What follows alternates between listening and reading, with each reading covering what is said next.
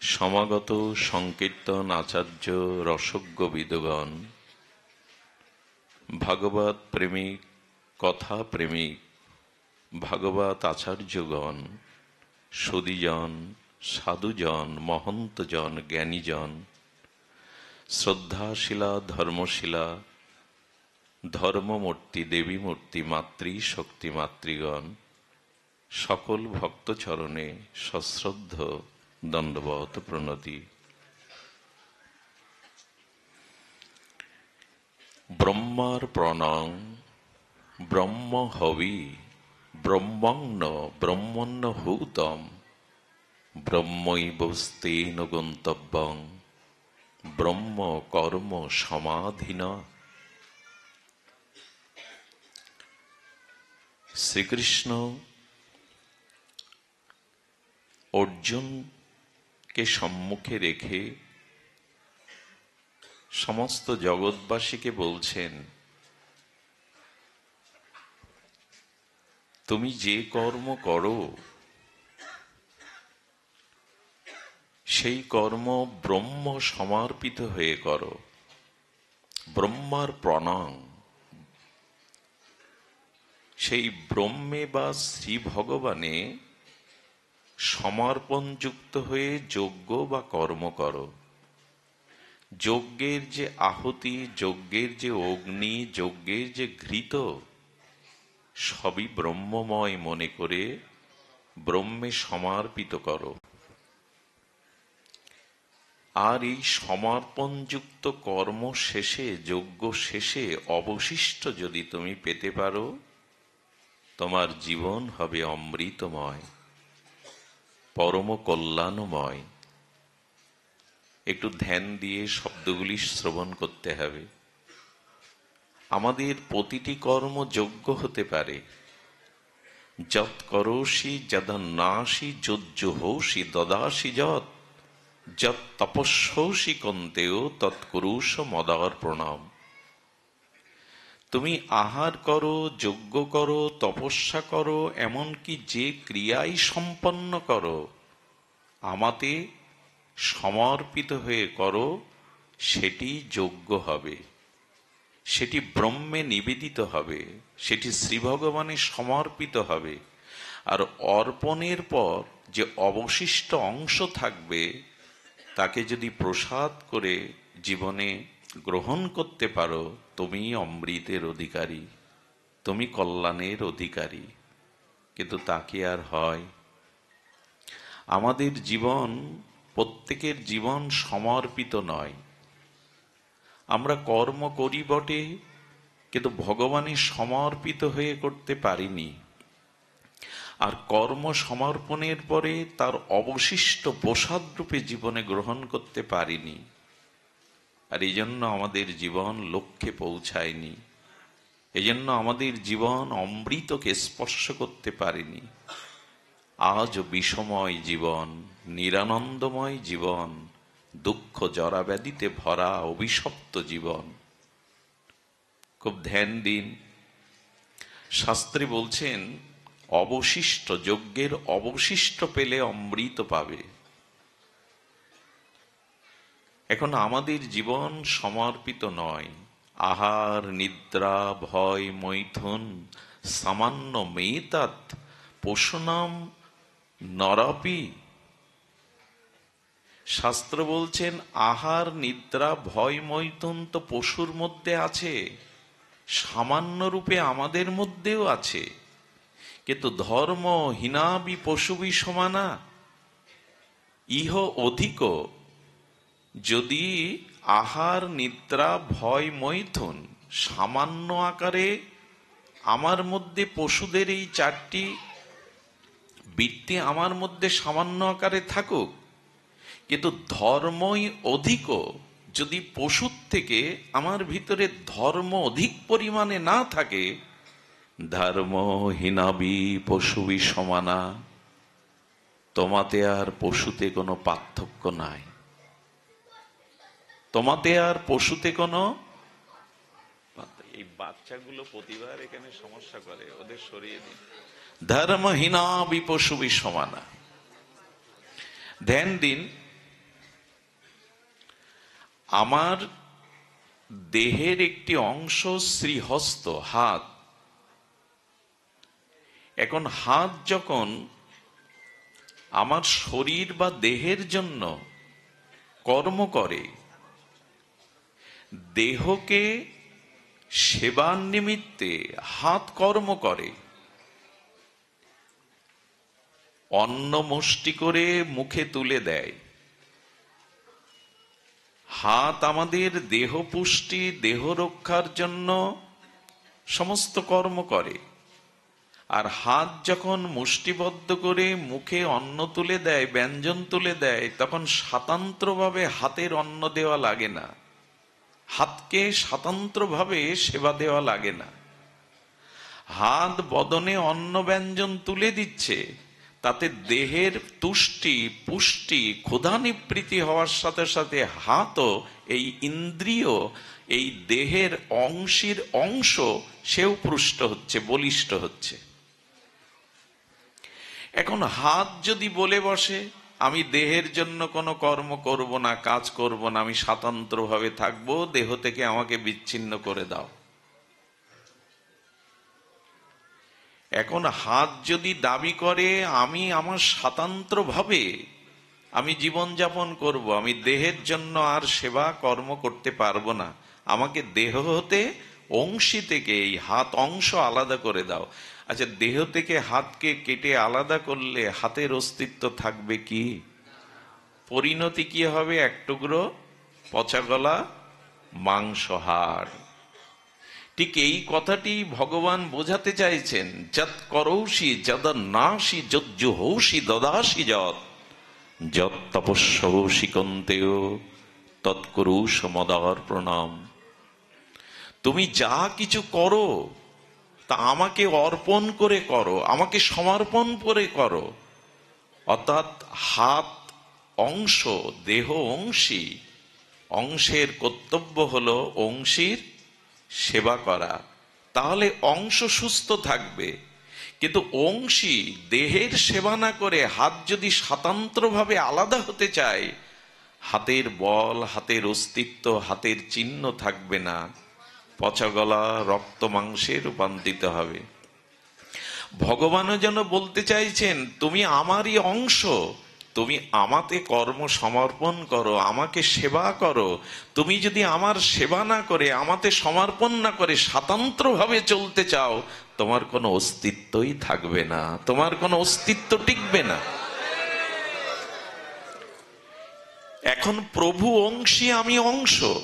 মামই বাংশ জীবলোক জীবভূত। জীব ভগবানের অংশ।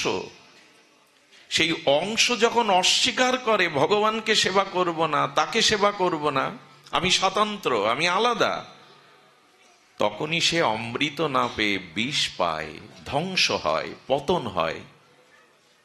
তাই আমাদের এই জীবনের প্রতিটি কর্ম ভগবানে সমর্পিত হওয়া উচিত।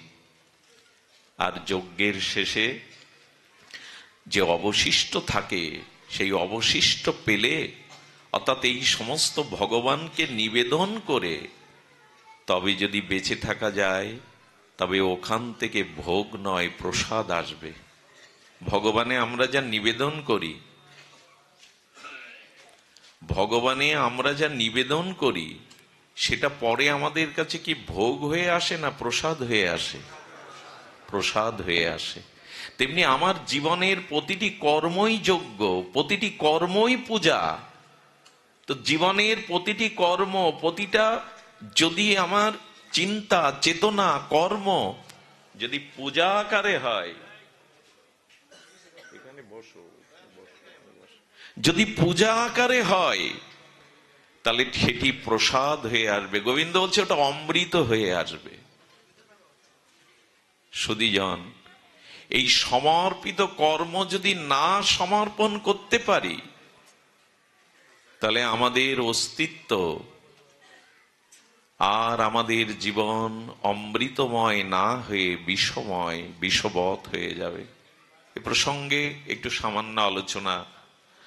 আহার নিদ্রা ভয় মৈথুন সামান্য মেতাত পশুনাম নরনাম। দেখুন, জন্তু জানোয়ার ইতর প্রাণীর মধ্যে যে চারটি স্বভাব আছে, মানুষের মধ্যে সামান্য আকারেও সেটি আছে। লক্ষ্য করুন, আহার পশুদেরও আছে। একটি কুকুর আহার করে, শূকর আহার করে, করুক সে 20টা আহার। আর মানুষ সর্বশ্রেষ্ঠ লেজ্জ পেয়েও আহার করুক, ক্ষুধা নিবৃত্তি বা আহারের সুখ দুইজনের সমান। শূকর 20টা আহার করে তার যে ক্ষুধা নিবৃত্তি করে, সুখ পায়, মানুষ সর্বশ্রেষ্ঠ লেজ্জ পেয়েও এই খাদ্যগুলো গ্রহণ করে তারও ক্ষুধা নিবৃত্তি হয়, তারও খাদ্যের পুষ্টি হয়। আহার পশুদেরও আছে, আমাদেরও আছে। নিদ্রা, বরঞ্চ এই কথাতে পশুরা এগিয়ে। পশুরা খুব তাড়াতাড়ি ঘুমাতে পারে, ওদের ঘুমের বড়ি খেতে হয়। বাংলাদেশের 10% মানুষের ঘুমের বড়ি না খেলে ঘুম হয় না, আর আমেরিকা 25% মানুষ ঘুমের বড়ি খায়। পশুদের লাগে ঘুমের বড়ি, দিব্যি ঘুমায়। আমাদের মেডিসিন দিয়ে ঘুম, যেটা স্বাভাবিক ঘুম মনুষ্যের, সেটা নাই। সুধীবৃন্দ, এই জন্য পশুদের নিদ্রা আমাদের নিদ্রার থেকে সুখকর। এত গভীর নিদ্রা হয় ওদের, ভোরবেলা পাখিগুলো কলকুঞ্জনে ভৈরবীরাগে ডেকে ওঠে, আমাদের ঘুম ভাঙতে চায় না। ওদের ঘুমটা পরিপুষ্টি হয়। ঘুম আমরাও ঘুমাই, হয়তো ওরা কোনো ঠোঁটে করে খড়কুটো এনে বাসার মধ্যে, অথবা শুকরটা কোনো নর্দমার মধ্যে পড়ে ঘুমায়, ঘুমের সুখ একই, বরঞ্চ আমাদের থেকে ওদের সুখ ঘুমের আরো। এখন মানুষের গাঢ় ঘুম হয় না, যাকে সুষুপ্তি বলে। জাগ্রত, স্বপ্ন, সুষুপ্তি।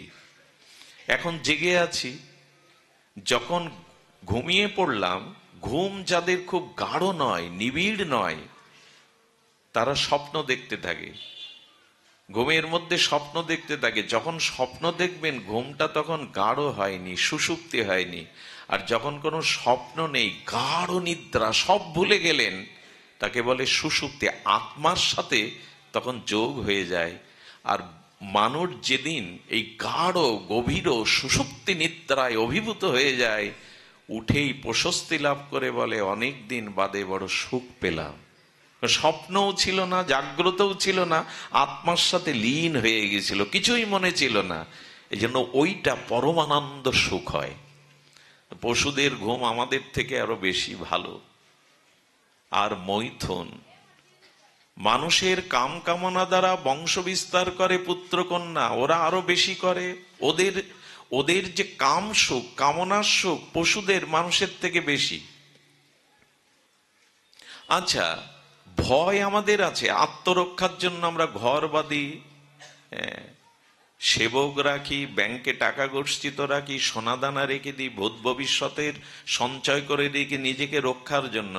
পিপিলিকাগুলো খাদ্য সঞ্চয় করে, পশুরা কিছুটা রেখে দেয়, তারাও একটা গুহার মধ্যে নির্ভয় হয়ে থাকতে চেষ্টা করে। তো মানুষের সাথে ওদের পার্থক্য কি? যদি সামান্য আকারে আমার মধ্যেও এই গুণগুলি থাকে, পশুর থেকে বিশেষ কিছু না থাকে, তো আমাতে পশুতে পার্থক্য কি? আহার নিদ্রা ভয় মন্থনাঞ্চ সামান্য মেতাত পশুনাম নরম ধর্ম অধিক ধর্মহীনা বিপশু বিষমানা। মানুষের মধ্যে যদি ধর্ম না থাকে, ত্যাগ না থাকে, বৈরাগ্য না থাকে, তবে ত্যাগহীন, বৈরাগ্যহীন, ভগবত ভজনহীন মানুষ পশুর সমান। সুধীজন, এই জন্য ভগবানকে সেবা করতে হবে। হাতের অংশী দেহকে সেবা করা, তবে হাত বাঁচবে, তবে হাত সুস্থ থাকবে। দেহ থেকে আলাদা করে ফেললে হাত পচে যাবে, মাংসের টুকরো। এ কথা কবে বুঝবো যে আমরা ভগবানের অংশ? ভগবানকে সেবা করা, ভগবানকে সন্তুষ্টি করাই হলো আমাদের জীবনের সর্বোত্তম প্রাপ্তি। এটা বঞ্চিত হলে আমরা অমৃত পাবো না, বিষ পাবো, ধ্বংস হয়ে যাব। এই জন্য অংশীর সেবা করাই অংশের কর্তব্য। জীবনে আমাদের লক্ষ্যটা কি? স্বামী বিবেকানন্দ চিকাগোয় গিয়েছিলেন জাহাজে ভারতবর্ষ থেকে। তখন বিমানের আর ছিল কিনা আমি জানি না, সম্ভবত ছিল না, জাহাজেই লোক আমেরিকায় পাড়ি দিত। স্বামীজি যখন যাচ্ছেন, একজন ভারতবাসী যুবক পড়াশোনার জন্য আমেরিকা যাচ্ছে। তো স্বামীজি চুপচাপ সমুদ্রে নীল জলের মধ্যে নিজে গুরু চিন্তা, ভগবত চিন্তা মননে ডুবে আছেন, মাঝে মাঝে গুনগুন করে গান গাচ্ছেন। কিন্তু ওনার জীবনের লক্ষ্য তো মানুষের জাগরণ। সূর্য হয়ে এসেছেন জগৎকে আলোকিত করবার জন্য, ত্যাগ বৈরাগ্য শিক্ষা দেওয়ার জন্য। পাশের ভারতীয় যুবককে বলছেন, আপনার সাথে একটু কথা বলতে পারি? বলে, হ্যাঁ বলুন স্বামীজি, কি জানতে চান? আপনি কোথায় যাচ্ছেন? আমেরিকাতে। কি জন্য? ইঞ্জিনিয়ারিং পড়ার জন্য। আচ্ছা, ইঞ্জিনিয়ারিং পাশ করে কি করবেন? বলে, ভারতবর্ষে চলে আসবো। ভারতবর্ষে এসে তারপর কি করবেন? তারপর বড় অফিসার হবে, ইঞ্জিনিয়ার অফিসার। অফিসার হয়ে কি করবেন? উনি বারবার ক্রমে জিজ্ঞেস করছেন, অফিসার হয়ে কি করবেন? বলে, অফিসার হওয়ার পরে বড় পদ পাওয়ার পর অনেকগুলো অর্থ রোজগার করতে শুরু করব। তারপর কি করবেন? তারপর সুন্দরী একটা কন্যাকে বিবাহ করব। বলে, তারপর কি করবেন? সুন্দর একটা বাড়ি বাংলো করব। তারপর কি করবেন? আরে তারপর কি করবো? ছেলে মেয়ে হবে। বলে, তারপর কি করবেন? বলে, ওদের বড় করব। তারপর কি করবেন? ওরা বড় করলে আমার কর্ম অবসান নেব, বৃদ্ধ হয়ে যাব। বলে, তারপর কি করবেন? বৃদ্ধ হয়ে গ্রামের বাড়িতে বা কোথাও বাস করবো। বলে, তারপর কি করবেন? বলে, তারপর মরণ ছাড়া আর কি, তারপর মরতে হবে।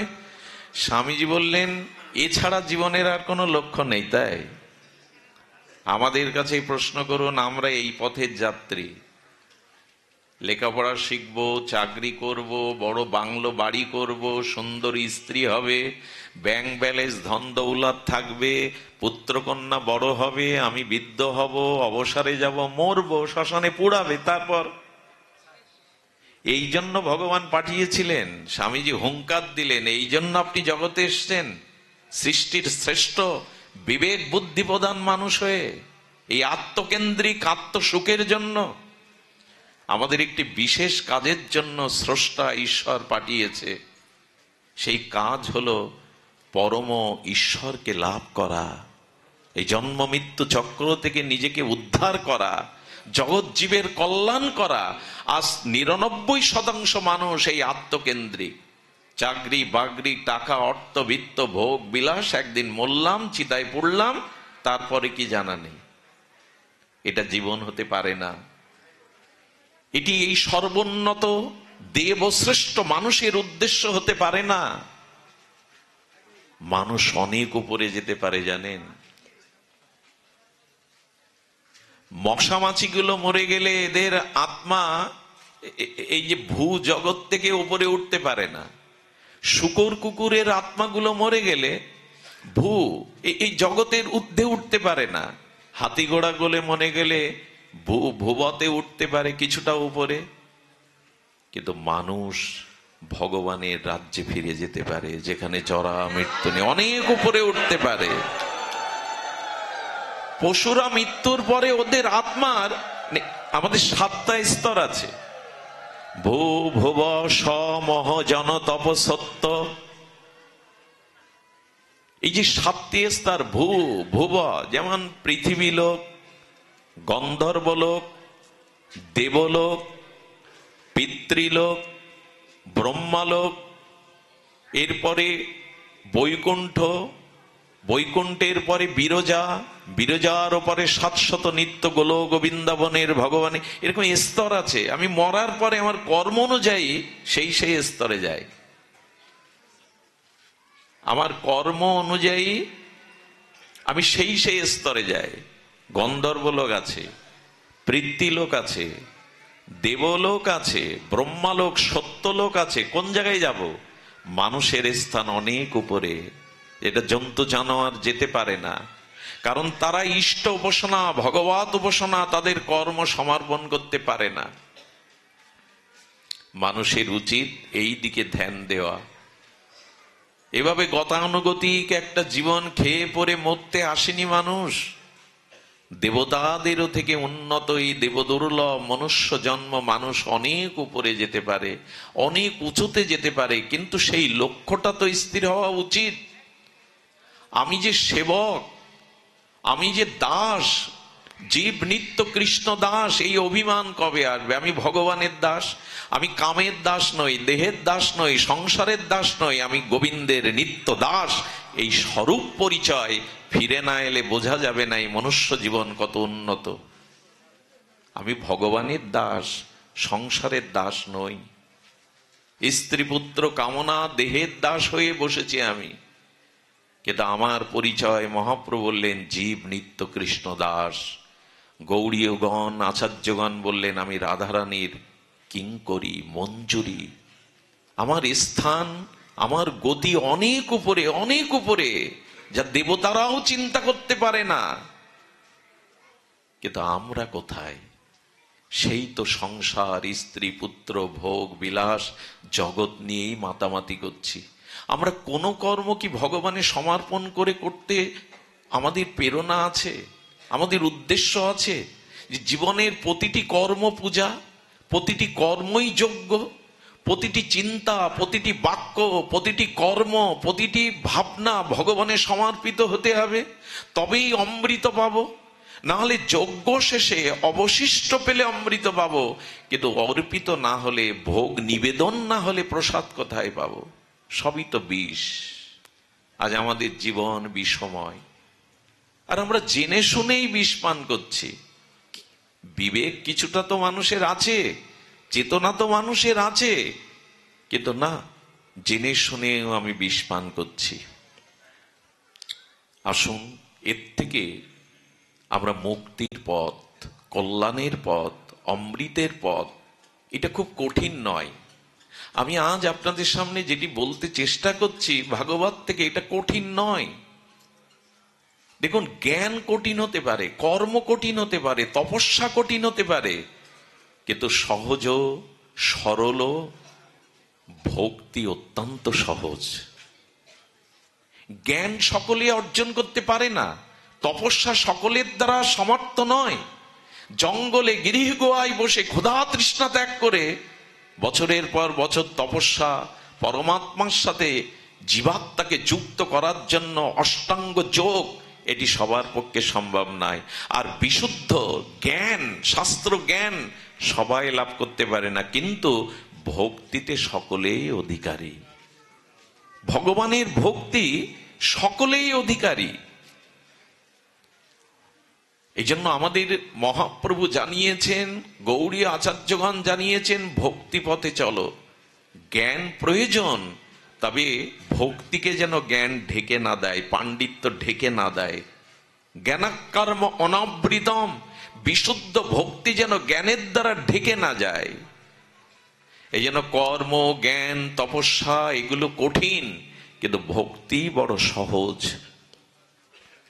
সহজ কখন হবে জানেন? এই দেখুন, শ্রী চৈতন্য ভক্ত মহিমাতে, শ্রী চৈতন্য চন্দ্রামৃতে, মহাপ্রভুর প্রিয় পরিকর গৌড়ীয় আচার্য বর্য শ্রীশিল প্রবোধানন্দ সরস্বতীপাদ তার অমীয় অমর লেখনীতে তিনি বলেছিলেন, উপাসতাং বা গুরুবর্য কোটি ধীয়তাং বা শ্রুতি শাস্ত্র কোটি চৈতন্য কারুণ্য কটাক্ষ ভাজং ভবেত পরাং সদ্ধ রহস্য লাভ।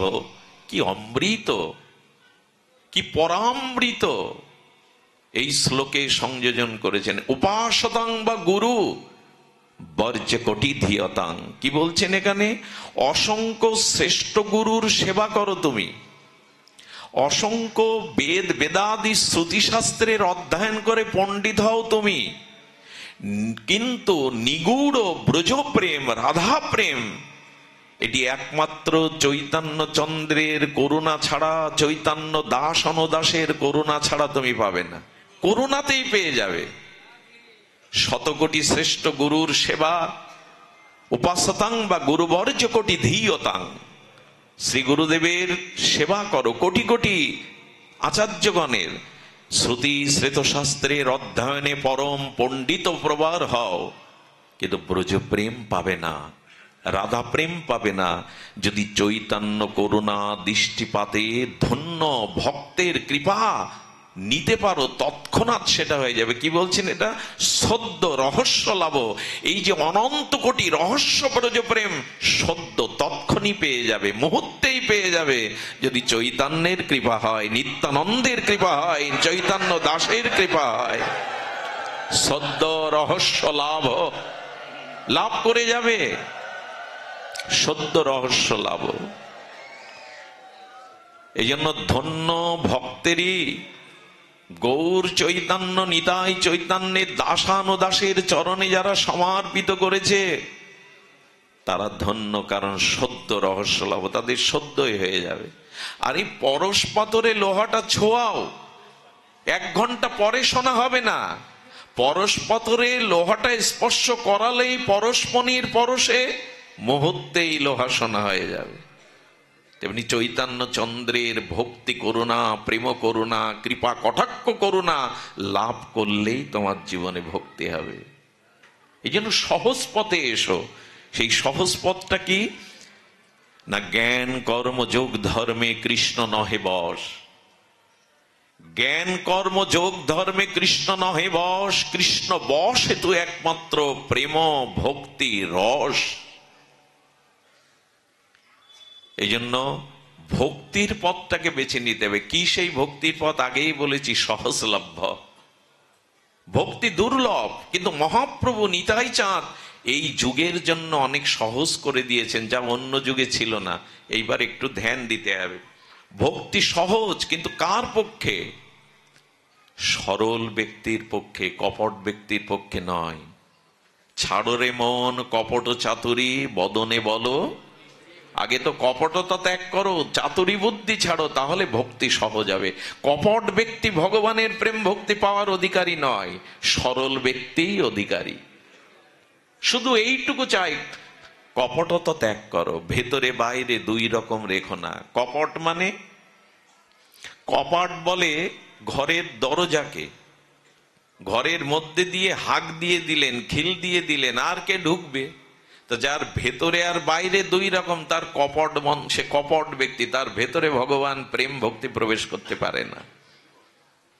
সরল হও, গাও গাও সবে গৌরাঙ্গের গুণ, সরল করিয়া মন। মনটাকে সরল করে আর গৌরাঙ্গের গুণকীর্তন করো, তাহলেই পেয়ে যাবে। কপটতা মানে ভেতরে এক বাইরে আর এক। এটাই তো এখন আমার রূপ, আমাদের রূপ। প্রায়শ মানুষের ভেতরে এক বাইরে আর এক। এই কপটতার কপট পড়ে গেছে, এই জন্য ভেতরে প্রবেশ করতে পারছে না। হরিকথা তো শুনছি, হরিনাম তো শুনছি, তীর্থে তো যাচ্ছি, একটু অর্ধেক দান ধ্যান তো করে মানুষ, হচ্ছে না কেন? কপটতা রয়ে গেছে, সমর্পণ নাই।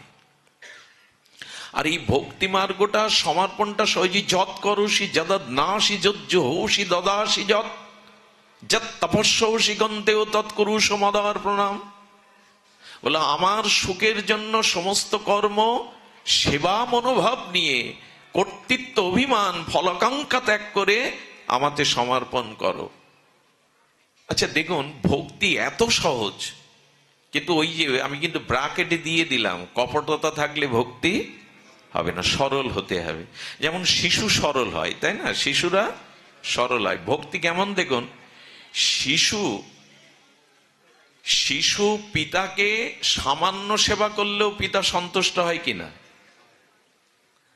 কতটি ধ্যান দিয়ে শুনুন। শিশু তো সরল, ও সামান্য, এমনকি সেবা করা লাগে না, পিতাকে সেবা করার ভাবনা মুখে উচ্চারণ করলেও পিতার আনন্দ হয়। ছোট শিশু যদি বলে বাবা তোমার চশমাটা এনে দেব, এতে বাবার আনন্দ হয় কিনা? চশমা নাকি খুব কঠিন কাজ, কিন্তু পুত্র তার পিতাকে সেবার, ওই যে পিতা ওখানে ওর সেবার মনোভাবটা দেখছে, চশমা আনার মনোভাব না, ওই যে সেবা করতে তার মন চেয়েছে, বাবা চশমাটা এনে দেবো, বলে না ছোট বাচ্চাটা বাড়িতে, পিতার আনন্দ হয় কিনা? চশমা খুব ভারী জিনিস, 2 হাত বাড়ালেই পাওয়া যায়, তো পিতা আনন্দ পাচ্ছে কেন? ওর ভাবনাটা। তেমনি ভগবান বলছে তুমিও তো আমার পুত্র, সরল প্রাণে যদি বলো প্রভু এই ফুলটা তোমার চরণে দেব, পিতা আনন্দ হয়, পরম পিতা তাহলে কত আনন্দ হবে।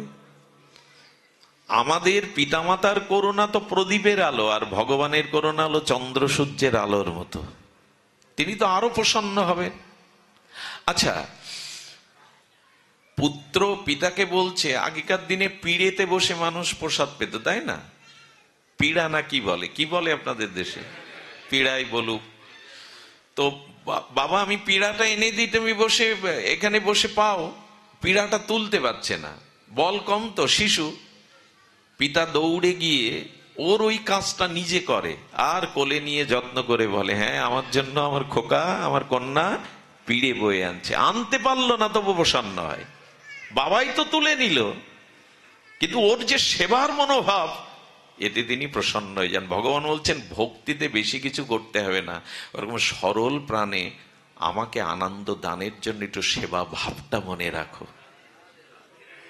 ফুল তুলবো, মালা গাঁথবো, একটু গৌর চরণে দেব, রাধারানীর গলে দেব, এইটুকু করতে পারো না, না পারুন, ওই যে ভাবছেন ভগবানকে সুখ দেবেন, সেবা দেবেন, এতেই ভগবান রাজি হয়ে যায়। কিন্তু ইচ্ছাটা জাগে কই? ইচ্ছাটা আমাদের জাগে কই? শাস্ত্র এই জন্য বলছেন একটি বিধি একটি নিষেধ। ঘুমাবেন না দয়া করে কেউ। অনেক মা ঘুমাচ্ছেন, বাবাদের চোখেও ঘুম। এই ঘুমালে আমার খুব কষ্ট হয়, কারণ আমি ঘুমাই না তো অন্য কেউ ঘুমাক এটা আমি চাই না। আমার বাড়ি যেতে 4টে, 4:30, 5টা বেজে যায়, ভোর হয়ে যায়। আমি ঘুমাই না তো আপনি ঘুমাবেন কেন? জেগে থাকুন। সামনে কাউকে ঘুম দেখলে বুকে খুব ভাগবত হারিয়ে ফেলি আমি। এটা ঘুমার জায়গা না, ঘুমাবেন না, অলসতা আনবেন না। এইগুলো একবার অভ্যেস হয়ে গেলে কিন্তু আর মানুষ অভ্যাসের দাস। এক জায়গায় 15 দিন পাঠ হচ্ছে, তো 5 দিনে একজন পিলারের গায়ে একটু বসতে ভালো লাগে, পিলারের গায়ে বসেছে। 6 দিনের দিন উনি আসাতে দেখে পিলারের গায়ে দখল করে আরেকজন বসে গেছে। তখন উনি বলছেন কি, আপনি সরে যান, এই জায়গাটা আমার। 5 দিন ধরে তো আমি বসছি, এই জায়গাটা একটু সরে যান। ওই যে 5 দিন বসেছে মানে অভ্যাসে ওই জায়গাটা নিজের করে ফেলেছে। তাই একদিন পাটে ঘুমাবেন, প্রতি পাটে ওই বসলেই ওই একই অবস্থা আসবে। মানুষ অভ্যাসের দাস। এটা আমি দেখেছি, যারা পাটে ঘুমায় এরা সব জায়গায় ঘুমায়, এটা আমি দেখেছি ফলো করে। উচিত নয়। নিদ্রা জয় করাও একটা সাধনা। দেখুন আমাদের বিজয় কৃষ্ণ গোস্বামী ছিলেন, উনি ঘুমাতেন না, নিদ্রা জয়ী মহাপুরুষ। অর্জুনও খুব কম ঘুমাতেন, এই জন্য গুড়াকেশ বলে ডাকতেন ভগবান। অর্জুনও নিদ্রা। অর্জুন কেন বীর? দ্রোণাচার্য দিনের বেলায় যে অস্ত্র শিক্ষা দিত, একদিন কৃষ্ণ উঠে দেখে অর্জুন নদীতে গিয়ে ওই ঢেউয়ের তরঙ্গের উপরে বান লক্ষ্যবান করে বান শিক্ষা করছে, ঢেউয়ের তরঙ্গের উপরে সারা রাত জেগে ওই অনুশীলন করছে। কৃষ্ণ বললেন অর্জুন তো বিশ্ববিজয়ী হবে যার চেষ্টা আছে। অধ্যাবসায় অনুশীলন। দেখুন আগে বললাম আপনি জঙ্গলে গিয়ে গোয়ায় বসে বছরের পর বছর ক্ষুধা তৃষ্ণা শীত গ্রীষ্ম তপস্যা করতে পারবেন না, কিন্তু ভাগবত আসরে এক নাগাড়ে 3 ঘন্টা মনস্থির করে চোখ খোলা রেখে বসাটার নাম তপস্যা। তপ সহা, তাপ সহাকে বলে তপস্যা। এই যে কষ্টটা সহ্য করা, হরির জন্য, হরি কথার জন্য, সাধু সঙ্গের জন্য, হরি কথামৃতের সঙ্গামৃতের জন্য 3 ঘন্টা দেহের কষ্টটাকে সহ্য করার নামই হলো তপস্যা। তপস্যা মানে ওই মেরুদণ্ড সোজা করে উদ্ধপদে হেডমুন্ডে গিরিগোহায় কলিযুগেও তপস্যা নাই, সবাই পারবে না। 3 ঘন্টায় এক জায়গায় নিদ্রা অলসতা ত্যাগ করে এই কষ্ট সহিষ্ণু তাপ সহা, তাপ মানে কষ্ট সহার নাম হলো তপস্যা। আচ্ছা তপ এর বানানটা উল্লে কি হয়, উল্টালে কি হয়? তপ মানে তপস্যা ভগবানের হৃদয়। বলে আমাকে হৃদয়ে ধরতে গেলে, বসাতে গেলে তপস্যার পাত্র চাই, তপস্যা ছাড়া আমাকে। আর তপস্যার অর্থ কি করলাম? এই 3 ঘন্টা এখানে কষ্ট স্বীকার করা। এই যে ভগবত কথা শোনার জন্য, সাধু সঙ্গ কথামৃত পানের জন্য শরীরের কষ্টটা সহনশীল করা। কি বলবো আমাদের। আচ্ছা আপনি সারাদিন দোকানদারি করে যখন টাকা গোনেন কষ্ট হয় তো? টাকা গুনতে কষ্ট হয়, কয় লাখ কয় হাজার। বরঞ্চ কেউ যদি আসে, বউ ছেলে মেয়ে, তাদের দিকে পরে কথা বলো, সময় নেই। মালা জপ করতে ঘুম আসবে কেন? এটা অর্জন না, এটা উপার্জন না আপনার? ওই টাকা তো নিয়ে যেতে পারবেন না, নাম জপটা পরকালের সাথে যাবে। কিন্তু মানুষের অনেক জন্ম অভ্যাস না, এলা মালা জপ করতে বললে ঘুম আসে, টাকা জপ করতে বসলে। এখন যদি এসি বাসে করে ব্যান্ড বাজাতে বাজাতে, মাইক বাজাতে বাজাতে বরযাত্রী নিয়ে যায় আপনাদের, ঘুমাবেন? এখন ঘুমাচ্ছেন কেন? কষ্ট স্বীকার করার, তাপ সহ্য করার নাম হলো তপস্যা। এই তপস্যা যার নাই, তার হৃদয়ে ভগবান বসবে না। পাত্র হলো, আচ্ছা তপ মানে তপস্যা, বানানটা উল্টান। তপ বানান উল্টালে কি হয়? পত, ত প, কি হবে কার্তিক দা? পত মানে পতন। তপস্যা যার নেই, তার পতন অবশ্যম্ভাবী। জয় রাধে। তপস্যা যার নাই, তার পতন অবশ্যই হবে। তপ বানান উল্টালে হয় পত মানে পতন, তার অবশ্যই পতন হবে। এই জন্য ঘুমায়েন না।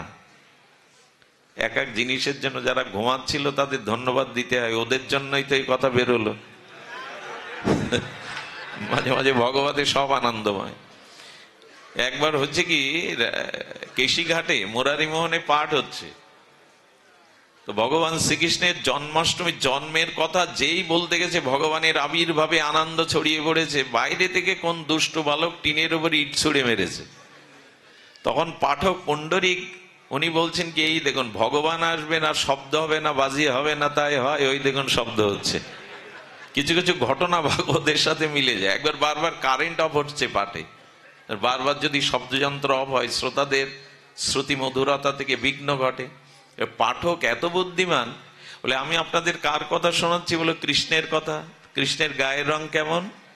কালো। তা কৃষ্ণের বর্ণনা যখন দিচ্ছি, মাঝে মাঝে কারেন্ট অফ হয় তো কালোই নেমে আসছে, কৃষ্ণকে দেখুন না ওর মধ্যে। তো সব পরিস্থিতিতেই রাজি থাকলে দুঃখ আর এসে, এই যাদের বললাম তারা কষ্ট পাবেন না। আপনাদের জন্য দুটো ভাগবত বেরোলো, ধন্যবাদ। তবে ঘুমাবেন না। যে কথা বলছিলাম, পুত্র পিতার পীড়াটা তুলতে পারছে না, পিতা এগিয়ে যায়, এগিয়ে বলে খোকা দাও, আমি তুলছি, কিন্তু সন্তুষ্ট হয়ে চুমো দিয়ে দেয়, আহা আমার খোকা আমার জন্য পিড়ে আনছে। আচ্ছা, এতে পুত্রের খুব পরিশ্রম হয়, কঠোরতা আছে, শুধু ভাবনা বাবার পিড়েটা। ভগবান যেন বললেন, আমি তো তোমার পরম পিতা, বাবা ওইগুলো দেখা বন্ধ করো, সামনে নাড়াচাড়া করলে আমার পাঠ বন্ধ হয়ে যাবে, এগুলো পরে দেখো। কি বলছিলাম? ভগবান বলছেন, তোমার জগতের পিতার থেকে কোটি গুণ স্নেহ, কোটি গুণ করুণা তোমার প্রতি আমার। তুমি শুধু একটু ভাব রাখো যে আমি ভগবানে কর্ম সমর্পণ করব, ভগবানে একটু সেবা, তার প্রসন্নতা করব, এইটুকু ভাবুন না সারা দিনের মধ্যে। 24 ঘন্টা দিন রাত, কিন্তু কতটুকু ভাবি ভগবানের সুখের কথা। যমুনার কোলে খেলি কদম্বের বন,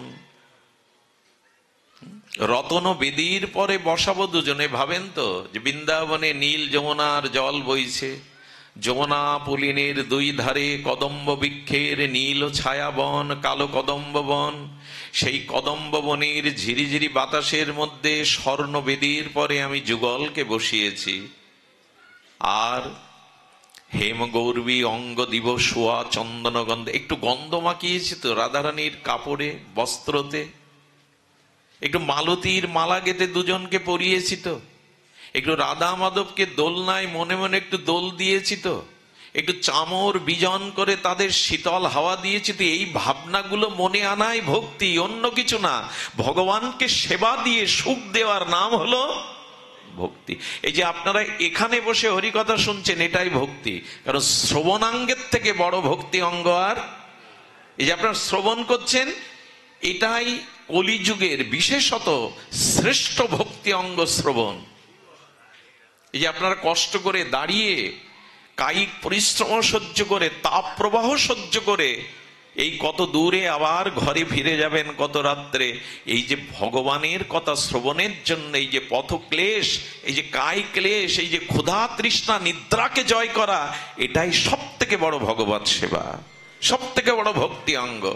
ভগবান আজ আনন্দে দেখছেন আমারই সৃষ্ট, আমারই অংশ, সনাতন অংশ, আমারই অংশ ভক্তগণ, আমার পুত্র সন্তানগণ আজ হিংসা বিদ্বেষ ভুলে একত্রিত হয়ে তারা আমার গুণগান করছে, এতে ভগবানের আনন্দ হচ্ছে। এই তাকে আনন্দ দেওয়ার নামই সেবা। সেবা মানে আনন্দ, আর আনন্দ বা সেবার নামই হলো ভক্তি। কঠিন কিছু না, কিন্তু জাগে কই? সব তো সংসারের বাসনা জাগে, নিজ ভোগের বাসনা জাগে, ভগবানকে আনন্দ দেওয়ার বাসনা জাগে কই? একটু জাগাও মা। রান্না করতে গিয়ে যদি মনে করো রাধারানী রান্না করছেন গোবিন্দের জন্য, শ্যামসুন্দর জন্য, ওই রান্নাটাও তোমার ভগবত সেবা হয়ে যায়। রাধারানী স্বর্ণ টুলের ওপরে বসেছেন, আর রাধারানী শ্যামসুন্দরের চিন্তা করতে করতে অন্নটা রান্না করছেন, ওই অন্নটাই ভজন হয়ে গেল, গোবিন্দের সমর্পণ হয়ে গেল। কিভাবে রাত দেয় জানেন? এই জন্য সবার দ্বারা ভগবানের ভোগ রান্না হয় না। একবার এক মা রান্না করছেন, একজন ভক্ত গিয়ে ওই যে রান্নার একটা গন্ধ ওঠে না, বাতাসে গন্ধ ওঠে, মা আজকে প্রসাদ খুব ভালো লাগবে, কষ্ট পেয়ে ওইটা নামিয়ে আবার রান্না চড়ালেন। ভগবানের প্রসাদের আগে তুমি তো উচ্ছিষ্ট করে দিলে। এই জন্য ভগবানের ভোগ রান্না সবাই ওখানে এটো করে দেখবো স্বাদ কেমন হয়েছে, ওই তো আপনিই ভোগ করে দিলেন, আপনিই প্রসাদ করে দিলেন। রাধারানীকে স্মরণ করে গোবিন্দ সেবায় লাগবে ভেবে করলে এমনি স্বাদ হয়ে যাবে, লবণ চেক করতে হবে না কতটা স্বাদ হয়েছে, উচ্ছিষ্ট হয়ে গেল। ভাবনাটাই ভক্তি। কলিযুগে আপনি ভগবানের সেবার ভাবনা ভাবুন। আরে এক দরিদ্র রাখাল, প্রতিষ্ঠানপুরে বাড়ি, জীব গোস্বামী বলছেন ভক্তি সন্দর্ভে, তুমি রাখাল কিন্তু মনে মনে খুব ইচ্ছা আমি একটু ভগবানকে সেবা দেব, কিন্তু সামর্থ্য নাই, গরু রেখে বেড়ায়, যা 2-4 টাকা আয় করে তা সংসারে লেগে যায়, কোথায় ভগবান সেবা করব। একদিন গরুগুলো ছেড়ে দিয়ে সময় পেয়েছে, ভাগবতে বসেছে, ভাগবত আচার্য পাঠ করছেন। সেবা মনে মনেও দেওয়া যায়, সামর্থ্য যদি না থাকে, সময় যদি না থাকে, তো মনে মনে বিভিন্ন উপচারে ভগবানের সেবা দেওয়া যায়, এতে ভগবান গ্রহণ করেন। ওই কিশোর আনন্দে উদ্বেলিত হয়ে মনে করছে কেন এতদিন ভাগবত শুনিনি। মনে মনেও তার সেবা হয়, মনোময় সেবা। এ সেবার নাম হলো দ্রব্যময় সেবা না, মনোময় সেবা। আচ্ছা, মনে মনে কুচিন্তা করলে, কামের চিন্তা করলে, পরস্ত্রীর চিন্তা করলে প্রতিক্রিয়া হয় কিনা দেহ মনে? একটু কথা বলুন, হয় কিনা? তা কাম বা কুচিন্তা করলে যদি তার প্রভাব মনে শরীরে পড়ে, ভগবানের সেবা চিন্তা মনে মনে করলে প্রভাব পড়বে না? অবশ্যই পড়বে। মনোময় সেবা। ওই স্নান করেছে, তিলক নিয়ে গরুগুলো ছেড়ে দিয়ে বড় বটবৃক্ষের ছায়ে বসে গেছে, মনে মনে ভাবছে একটা মন্দির তৈরি করব। প্রথম ইট এনেছে, খড় এনেছে, বালি সিমেন্ট মিস্ত্রি এনেছে। আরে গোবিন্দের মন্দির করব তো ইট কাঠ মাটি দিয়ে করবো কেন? মণিমুক্তা দিয়ে করব। মণিমুক্তা দিয়ে 2 তলা মন্দির, সুন্দর করে কাষ্ঠের সুন্দর সিংহাসন, ওখানে যুগল রাধা মাধব, 2 পাশে নিতাই গৌরকে বসিয়েছে। মনে মনেই সব করছে, মনে মনে ফুল চন্দন দিল, মনে মনে বলছেন কি ভোগ দেব, তো ক্ষীর রান্না করেছে, ক্ষীর বড় ভালোবাসে আমাদের কানাইয়া, বৃন্দাবনের ঠাকুরের মিষ্টি ভালোবাসে, তো ওরা ক্ষীর তৈরি করে দিয়েছে। ক্ষীরটা তৈরি করে ভাপ উঠছে, মনে মনে ভাবছে এটা তো সেবা উপযোগী হয়নি, ঠান্ডা হয়নি। আঙুল দিয়ে মনে মনেই দেখতে গিয়ে বাইরের আঙুল সেক খেয়ে পড়ে গেছে। এটা হয়। উচ্চ বারান্দা থেকে শিশু সন্তান হামাগুড়ি দিত পড়ে গেল, দূর থেকে মা এই দৃশ্য দেখলে ব্যথাটা ওর থেকে মার বুকে বেশি লাগে। ইস, কোকা পড়ে গেল। ওই যে আত্মা, আত্মযত ব্যথাটা ওখানে মার বুকে খিল লেগে যায়। ওই যে সেবাটা মনে মনে যথার্থ ভক্তিতে দিচ্ছিল, ওদিকে বৈকুণ্ঠে নারায়ণ হেসে উঠেছে। লক্ষ্মী দেবী, কমলা দেবী বললেন, প্রভু ভক্তের কোনো লীলা দেখে হাসলেন? বলো ওই দেখো, মনে মনে মন্দির, মনে মনে বিগ্রহ, মনে মনে অর্চন, মনে মনে ক্ষীর, মনে মনের হাত আঙুল পড়েছে বাইরে। লক্ষ্মী দেবী বলতে তা কি হয়? মনের ক্ষীরে বাইরের আঙুল পড়ে? বলে দেখো না তুমি। বলে দেখবো কি, তাহলে ওকে তুলে আনি। বলে আমি আর যাব না। ওকে বিমান পাঠালেন। বিমান পাঠিয়ে বললেন, আচ্ছা মৃত্যুর পরে তো কোনো পুণ্যাত্মা ভগবত আত্মা বৈকুণ্ঠে যায় চতুর্ভুজ ধরে, ওকে সরাসরি বিমানে করে লক্ষ্মী দেবী সেবক নিয়ে গিয়ে বললেন তোমার আঙুলটা দেখি। বৈকুণ্ঠে যাওয়ার পরে দেখে আঙুল ছেঁকে এসে বলছে তোমার নারায়ণের সেবার এত বিলাস, এক কাজ করো, আর ফিরে যেতে হবে না, এখানে বসে বসেই সাক্ষাৎ সেবা করো তুমি। এটা জীব গোস্বামী বলছেন। এখন মনটাকে তো তার ভাবনাটা দিন। মনে মনেও করতে যদি অলসতা থাকে তার যাব কোথায়? শোনেন, মনের মধ্যে ভগবানের নাম রূপ লীলা সেবা এই ভাবনাগুলো ঢোকান, ওই মনে আর কিছু ঢুকবে না। এটাই মনকে শান্ত করার, মনকে সুস্থ করার, মনকে সন্তুষ্টি করার, মনের প্রসন্নতার এটাই একমাত্র মহৌষধি। ভগবানের নাম রূপ লীলাকে মনে দিয়ে দিন, ওইখানে আর কিছু বসবে না। কিন্তু এটা তো আমাদের রুচিতে আসতে হবে, অনুভবে আসতে হবে, না হলে হবে না। আমি বলছিলাম ভক্তি সহজ, শুধুমাত্র তাকে একটু সেবার। তবে হ্যাঁ, এখানে দুটো জিনিস বলেছিলাম, কঠিন করে ফেলেছি, সরলতা নাই। এই যেমন বিশ্বাস করে নিল এই রাখাল, সে বিশ্বাস করেই সেবা করলো। আরেকটি জিনিস হলো সরলতা যেমন চাই, আর ভগবানকে ভালোবাসতে গিয়ে নিজের কোনো সুখের চাওয়া পাওয়া যদি চেয়ে বসেন, তাহলেও ভক্তি কঠিন হয়ে যাবে। এই কথাটি একটু মন দিন। আমি বারবার অনুরোধ, প্রতি পাঠে দেখবেন আমি একবার করে এই প্রসঙ্গটা আনি, প্রতি পাঠে। বলে কেন আনো? বলে বারবার শুনতে শুনতে বলতে বলতে যদি হৃদয়ে একটু দাগ কাটে। সেটা হলো ভগবানের কাছে নিজের কোনো সাংসারিক চাওয়া পাওয়া এটা নিয়ে যাবেন না, হাজির হবেন না। কারণ আপনার কি প্রয়োজন, এটা যেমন পিতামাতা ভালো বোঝে সন্তানের কি প্রয়োজন। এই জন্য মায়ের থেকে যে বেশি ভালোবাসে জানবেন ও রাক্ষস, ও আপনাকে গিলে খাওয়ার জন্য পুতনা সেজে এসছে। মায়ের থেকে জগতে যদি শাশুড়ির বেশি ভালোবাসে, অন্য মা যদি বেশি ভালোবাসে, জানবেন আপনি গেছেন, রাক্ষস আপনাকে গিলে খাওয়ার জন্য প্রস্তুত। সুধীজন, এই জন্য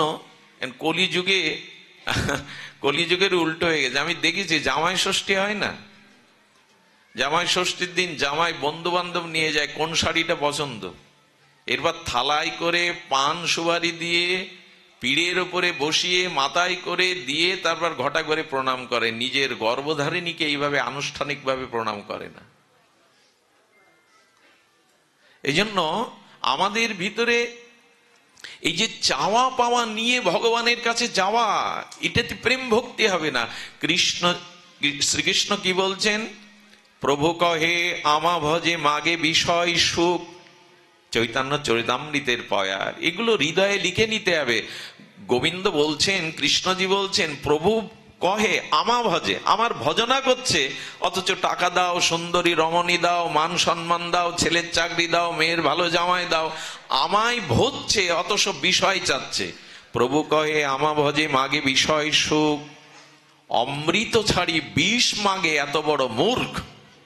গোবিন্দ তাকে মূর্খ বলছেন। আচ্ছা, কখনো যদি প্রেসিডেন্ট বা দেশের প্রধানমন্ত্রী আপনার সাক্ষাৎকারের সুযোগ দেয়, তা আপনি গণভবনে গিয়ে বলবেন একটা লাউ দিন, গণভবনে ভালো লাউ ধরেছে? রাষ্ট্রপতি মহোদয়ের কাছে দেখা করতে গেলে লাউ কুমড়ো চাইতে হয়, রাজবাড়ি গেলে রাজধন চাইতে হয়, ভগবানের কাছে গিয়ে চাইতে হয় ন ধনং ন জনং ন সুন্দরিং কবিতাং বা জগদীশ কাময়ে মম জন্ম জন্মনেশ্বরে রাহিত কি ভক্তি তৈ। চৈতন্য মহাপ্রভু শ্রীকৃষ্ণ পরতত্ত্ব প্রেমাবতার অবতার শিরোমণি মহাপ্রভু আমাদের এই মন্ত্র শিখেছেন, হে মাধব, হে রাধারানী, আমি ধন চাই না, মান চাই না, সুন্দরী রমণী চাই না, কবিত্ব প্রতিভা যশ খ্যাতি চাই না, জন্মে জন্মে তোমার চরণে অহেতুকি ভক্তি দাও। হেতু নাই, তোমাকে ভালোবাসছি এর মাঝখানে কোনো হেতু যেন না এসে দাঁড়ায়, নিজের কোনো সুখ বাঞ্ছা যেন এসে না দাঁড়ায়। আজ যদি এই ব্যাসপীঠে বসে মনে করি আমাকে 30,000 টাকা দিতে হবে, কন্ট্যাক্ট করে আসি, এর নিচে দিলে হবে না, 1 ঘন্টার বেশি আলোচনা করতে পারবো না, আর যদি মনে করি আজকের আলোচনা এমন করে বুদ্ধিদীপ্ত কূট কৌশলে করতে হবে যাতে মনে করে এই বক্তার কাছে অন্য বক্তা ম্লান, কেউ এর সমান নয়, এই ভাবনা নিয়ে যদি এখানে বসেন তো শেষ। ভক্তি তো বনে মরুক, আর জন্মে কোথায় জায়গা হবে তার ঠিকানা পাবেন না। এই জন্য কোন নিজের বাসনা, স্বার্থ বাসনা নিয়ে ভগবানের কাছে যেতে নেই। ওটা উপাসনা হয় না, ওটা ভজন হয় না, ওটা কামনাই হয়। উপাসনা শব্দের অর্থ হলো উপযুক্ত আসনা ইতি উপাসনা। উপাসনা মানে ভগবানের নিকটে মনে মনে গমন করা, তার চরণে নিজেকে বসা, তার নিকটে বসা, এর বলে উপাসনা। তো ভগবানের চরণে গিয়ে যদি ছেলের চাকরির চিন্তা করি, আমি কি ভগবানের চরণে আছি না ছেলের চাকরির মধ্যে আছি? তোমার পূজার ছলে তোমায় ভুলে থাকি। লোক দেখছে আমি ঠাকুর ঘরে পূজা করছি, গোবিন্দ বলছে এরা কপট, এরা ছল চাতুরি করে, যারা মন্দিরে দরজা দিয়ে ভগবানের ধ্যানের ভাবনা ভেবে বিষয় চিন্তা করে মনে মনে, এরা কপট। এই জন্য দয়া করে একটু প্রস্তুতি নিয়ে যান। প্রস্তুতিটাই প্রভু, নিজের কিছু চাই না, তুমি সুখী হও, তুমি আনন্দ পাও, আমাকে তোমার চরণের দাস করে নাও, যাতে তোমাকে সুখ দিতে পারি, সেবা দিতে পারি। এই কথাগুলো বললেই মনে আনন্দ হয়। আর যারা এই ভজন করে, গোবিন্দ তখন বললেন, প্রভু কয়ে আমা ভজে মাগে বিষয় সুখ, অমৃত ছাড়ি বিষ মাগে এত বড় মোর, আমি বিজ্ঞ তাহে বিষয় বিষ কেন দিব, সচরণামৃত দিয়া বিষয় ভোলাইব। গোবিন্দ বলছেন কামনা বাসনা নিয়ে আসলেও যদি শুদ্ধ হরিকথা, শুদ্ধ সাধুসঙ্গ পাও, তবে ধীরে ধীরে তোমার ওই কামনাকে আমি তাড়িয়ে দিয়ে বিতাড়িত করে ওখানে প্রেম ভক্তি দিয়ে দেব। প্রথম অবস্থায় কামনা বাসনা থাকবেও, যতই আমি বলি আমাদের প্রথম অবস্থায় নিজের সুখ সুবিধা চাওয়া পাওয়া থাকবে, কিন্তু ধীরে ধীরে ধীরে ধীরে যখন বুঝতে শিখবো, তখন ধীরে ধীরে যেন মন থেকে ওটা চলে যায়। তোমার সেবা ছাড়া, তোমার সুখ ছাড়া আমি অন্য কিছু চাই না। এই ভাবনাটার নাম ভক্তি। এটা কঠিন কিছু নয়, কঠিন আমরা করে নিয়েছি নিজ স্বার্থ, নিজ ভোগের জন্য। তুমি সুখী হও। গোপীদের রাস রজনীতে গোবিন্দ বলছেন, বলো গোপীগণ, ব্রজসুন্দরীগণ বলো তোমরা বর নাও, আমি বড় প্রসন্ন।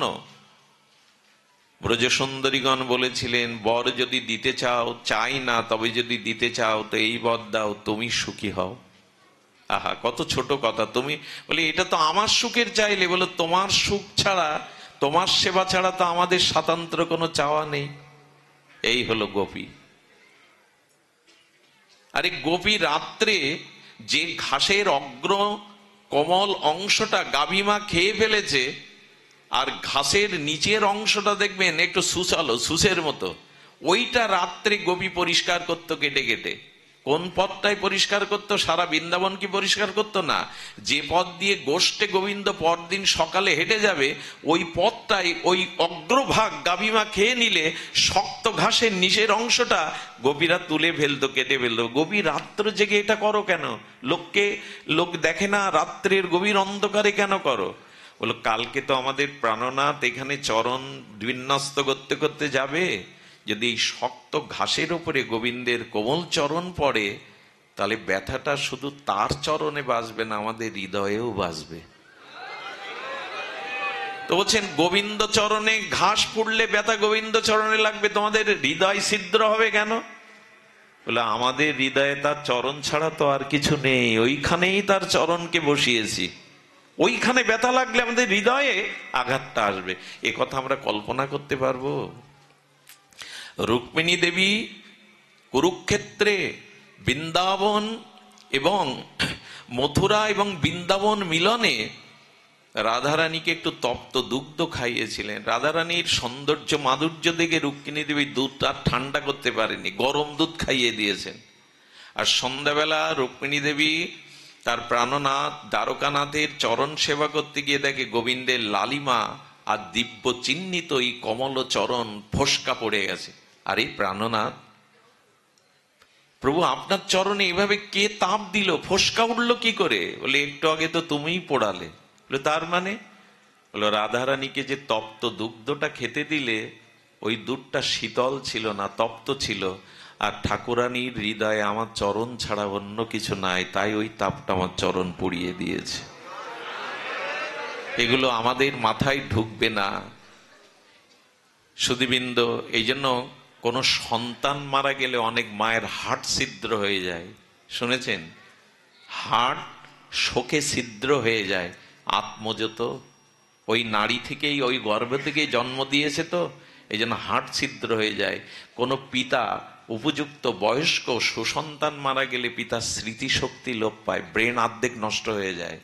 শোকটা এমন লাগে তার স্মৃতিশক্তি পর্যন্ত নষ্ট হয়ে যায়। এটা তো পিতামাতা নরমা এই রক্তমাংসের শরীরে হয়, আর ভগবানের সাথে ভক্তের না জানি কি হয়। একজনের পায়ে ঘাসের আগাল লাগলে একজনের হৃদয় ছিদ্র হয়ে যায়, ব্যথা লাগে। একজনের দুধ খাওয়ালে আর একজনের পা পড়ে, কারণ ওই হৃদয়ে তার চরণ ছাড়া অন্য কিছু। এগুলো এই জন্য ভক্তি, আগেই বলেছি, ভক্তি অত্যন্ত সহজ সাধ্য যদি কপটতা ত্যাগ করে আর নিজের সুখ ত্যাগ করে ভগবানকে আনন্দ দেওয়ার জন্য যেতে পারেন। সুধীবৃন্দ, আমি বলছিলাম একটু বিধি নিষেধ, বেশি সময় নেব না, একটু বিধি নিষেধ নিন। এই ভক্তি পথে একটু বিধি মানতে হবে। বিধি মানে নিয়ম, বিধি মানে আদর্শ, আর নিষেধ মানে বর্জনাত্মক, ত্যাগ করতে হবে। একটু আপনাদের অনুরোধ করছি, এই কটি একটু ত্যাগ করুন। ত্যাগ করলেই ভক্তি খুব সহজ হয়ে যাবে। ভগবানের পথ কঠিন না। তৎসং শ্লোভং পার্থ বললেন, বর্ণা এই তো অসত আলাপ। একটু ধ্যান দিন, খুব মার্মিক কথা। কশ্যপ মুনি অদিতিকে এই কথা বলছেন ভাগবতে। কে বলছেন? কশ্যপ মুনি। এই মহামুনি অদিতি মাকে বলছেন, কি বলছেন? বর্ণায় এ তো অসত আলাপা।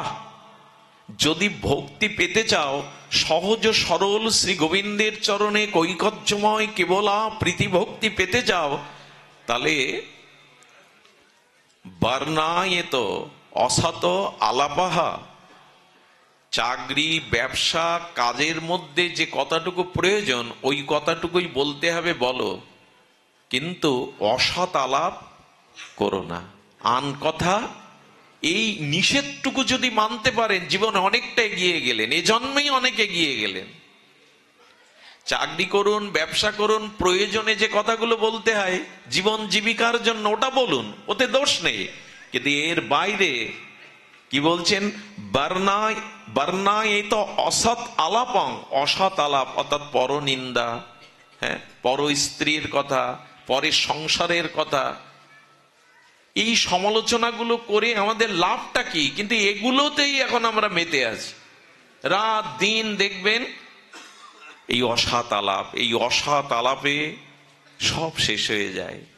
কর্ণ দিয়ে এই অসৎ বার্তা, পরনিন্দা, পরচর্চা, লোকের গীবত গাওয়া, সাধুদের দোষ দেখা, সাধুদের নিন্দা করা, এইগুলো কর্ণে অসৎ বার্তা ঢুকলো আর আপনার জীবন শেষ হয়ে গেল। বিধির মধ্যে আর একটা জিনিস বলি, কৃষ্ণ বিমুখ, ভগবত বিমুখ, ভজন বিমুখ এদের সঙ্গ করবেন না।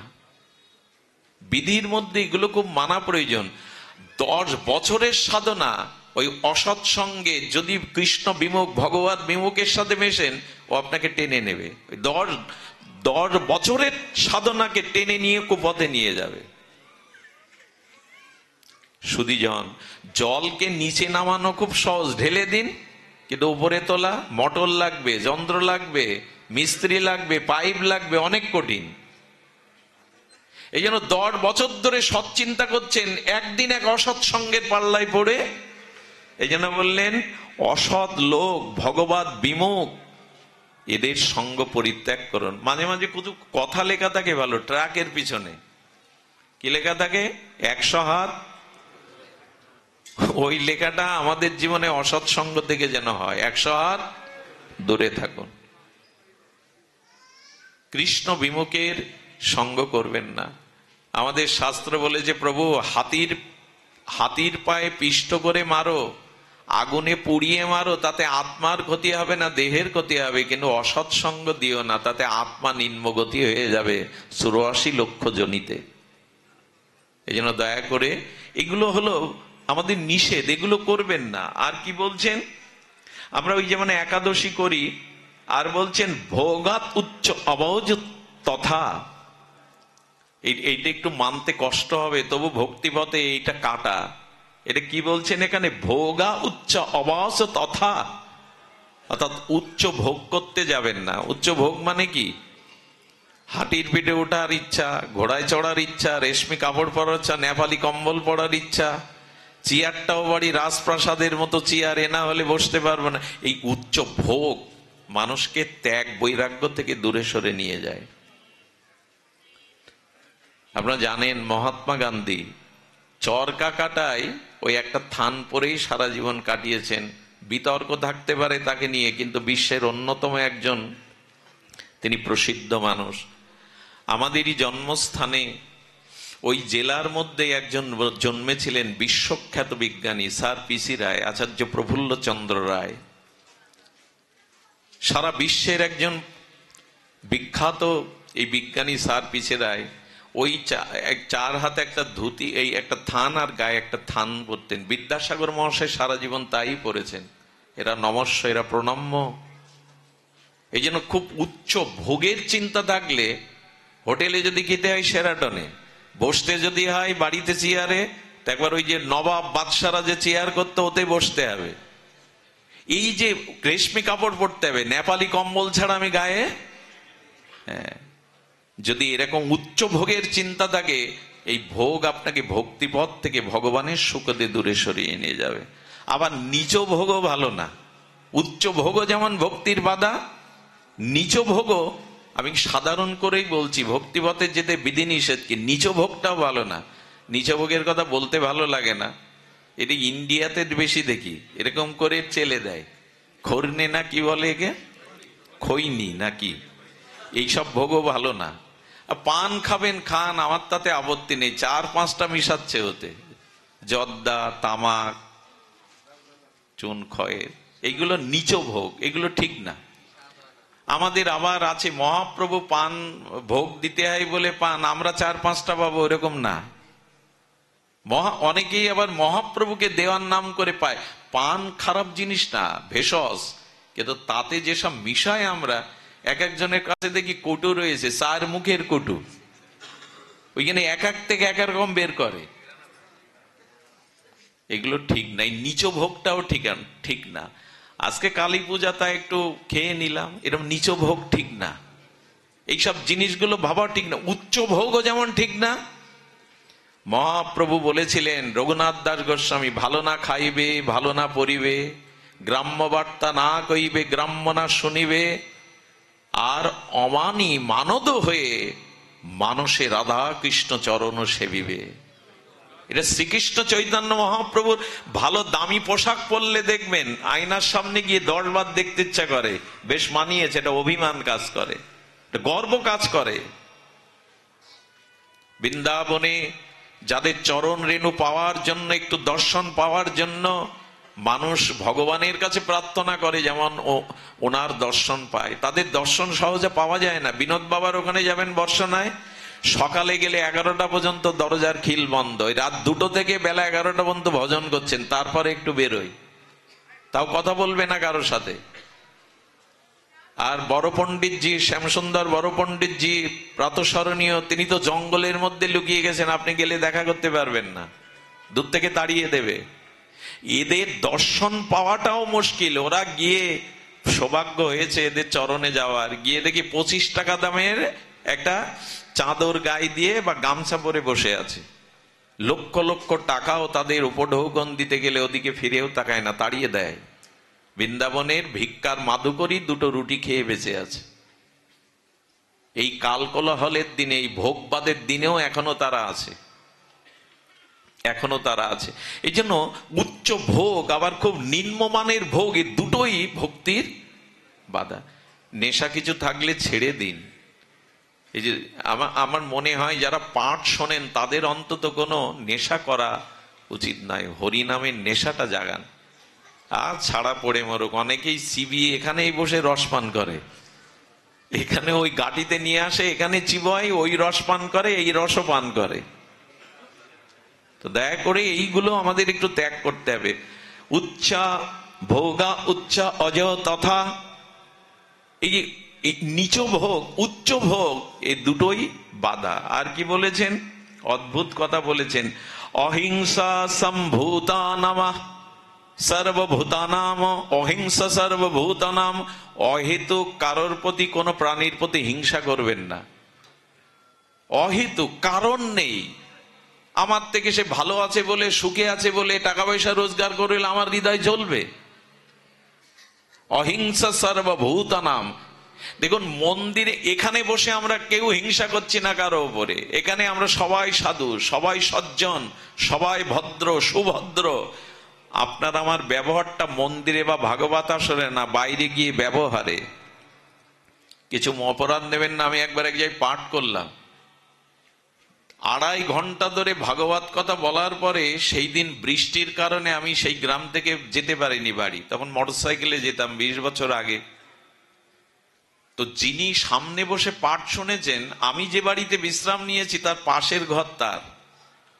সে এসে দরজায় 2-3 বার টোকা দিয়ে তার স্ত্রীকে রেখেছে। সারাদিন পরিশ্রম করা, বৃষ্টি এসেছে, অধিক রাত্রে ঘুমিয়ে পড়েছে, উঠতে দেরি হয়েছে। একটু দরজায় যেই দেরি হয়েছে, দরজায় লাথি মেরে বিকট শব্দ করে যে সব অশ্লীল কথা তাকে গালি দিল ওই মাটাকে। আমি বললাম কাল থেকে আমি আর পাঠে যাব না, আমার যাওয়া উচিত না। এই ব্যক্তিটাই 2 ঘন্টা বসে এখানে পাঠ শুনেছে। এই পাঠ শোনার মানে কি? এখানে ভদ্র, এখানে তো ভদ্র এমনিই হতে হবে। এখানে আমাকে কেউ অভদ্র আচরণ করতে এমনিই দেবে না। এইখানে ভদ্রতা নয়। মন্দিরে 3 ঘন্টা বসে থাকা আপনার পরিচয় না আপনি কত ভদ্র, কতটা ভক্ত। ব্যবহারিক জীবনে আপনার পরিচয় হবে আপনি কতটা ভদ্র, কতটা ভক্ত। এখানে বক্তব্যের উচ্ছ্বাস ঝর্ণা বয়ে দিলেই, এখানে কেঁদে কেটে গড়াগড়ি দিলেই আপনি ভক্ত তা নয়। আপনার ব্যবহার জীবন কেমন, আপনি মানুষের প্রতি কতটুকু সুব্যবহার করেন, কতটুকু ভদ্রতা বজায় রাখেন, এটাই আপনার ভক্তের পরিচয়। এটাতেই আমরা আজ পিছিয়ে পড়ছি। এই জন্য বলছেন না, অহিংসা সর্বভূতানাম, সকলের প্রতি অহিংসা ভাব রাখো। কোন কারণে হিংসাটা কারো প্রতি করলে ওটা নিজের মধ্যে ফিরে আসে। বাসুদেব পরায়ণা, কেন হিংসা করবে না? না প্রত্যেকের মধ্যেই আমার ভগবান আছেন। কাকে হিংসা করব? সবার হৃদয়ে তো উনি বসে আছেন। হৃদ্দেশ অর্জুন তিষ্ঠতি, গোবিন্দ বলছেন আমি প্রত্যেক জীবের হৃদয়ে আছি। হিংসা যাকে করছেন ওটা আপনার কাছে ফিরে আসবে। এটাই মনোধর্ম। কাউকে যখন আপনি আঘাত করবেন, তার মনের আঘাতটা যেহেতু আত্মা বসে আছে আপনার কাছে আসবে। কাউকে মনে মনে ভালোবাসবেন, তাকে জানতে দেবেন না, ওই ভালোবাসা তার থেকেও আপনার প্রতি আসবে। এটা বলা লাগবে না, এটা টেলিফোন তার লাগবে না। এটাই ভালোবাসার ধর্ম, এটাই মনোধর্ম। যার প্রতি যেমন ভাব আপনি অর্পণ করবেন আপনার হৃদয়ে, সেই রূপ ভাবই আসবে। এটা মনোধর্ম। মনোবিজ্ঞান বলছে এটাই মনোধর্ম। এই জন্য দয়া করে নারায়ণ পরায়ণ, সবখানে ভগবান আছেন, এইভাবেই ভক্তি করুন। আমি বলছিলাম ভক্তি সহজ। এই যে নিষেধগুলো যদি ত্যাগ করতে পারেন, ভক্তি সহজে। আচ্ছা সহজ কেন বলছি?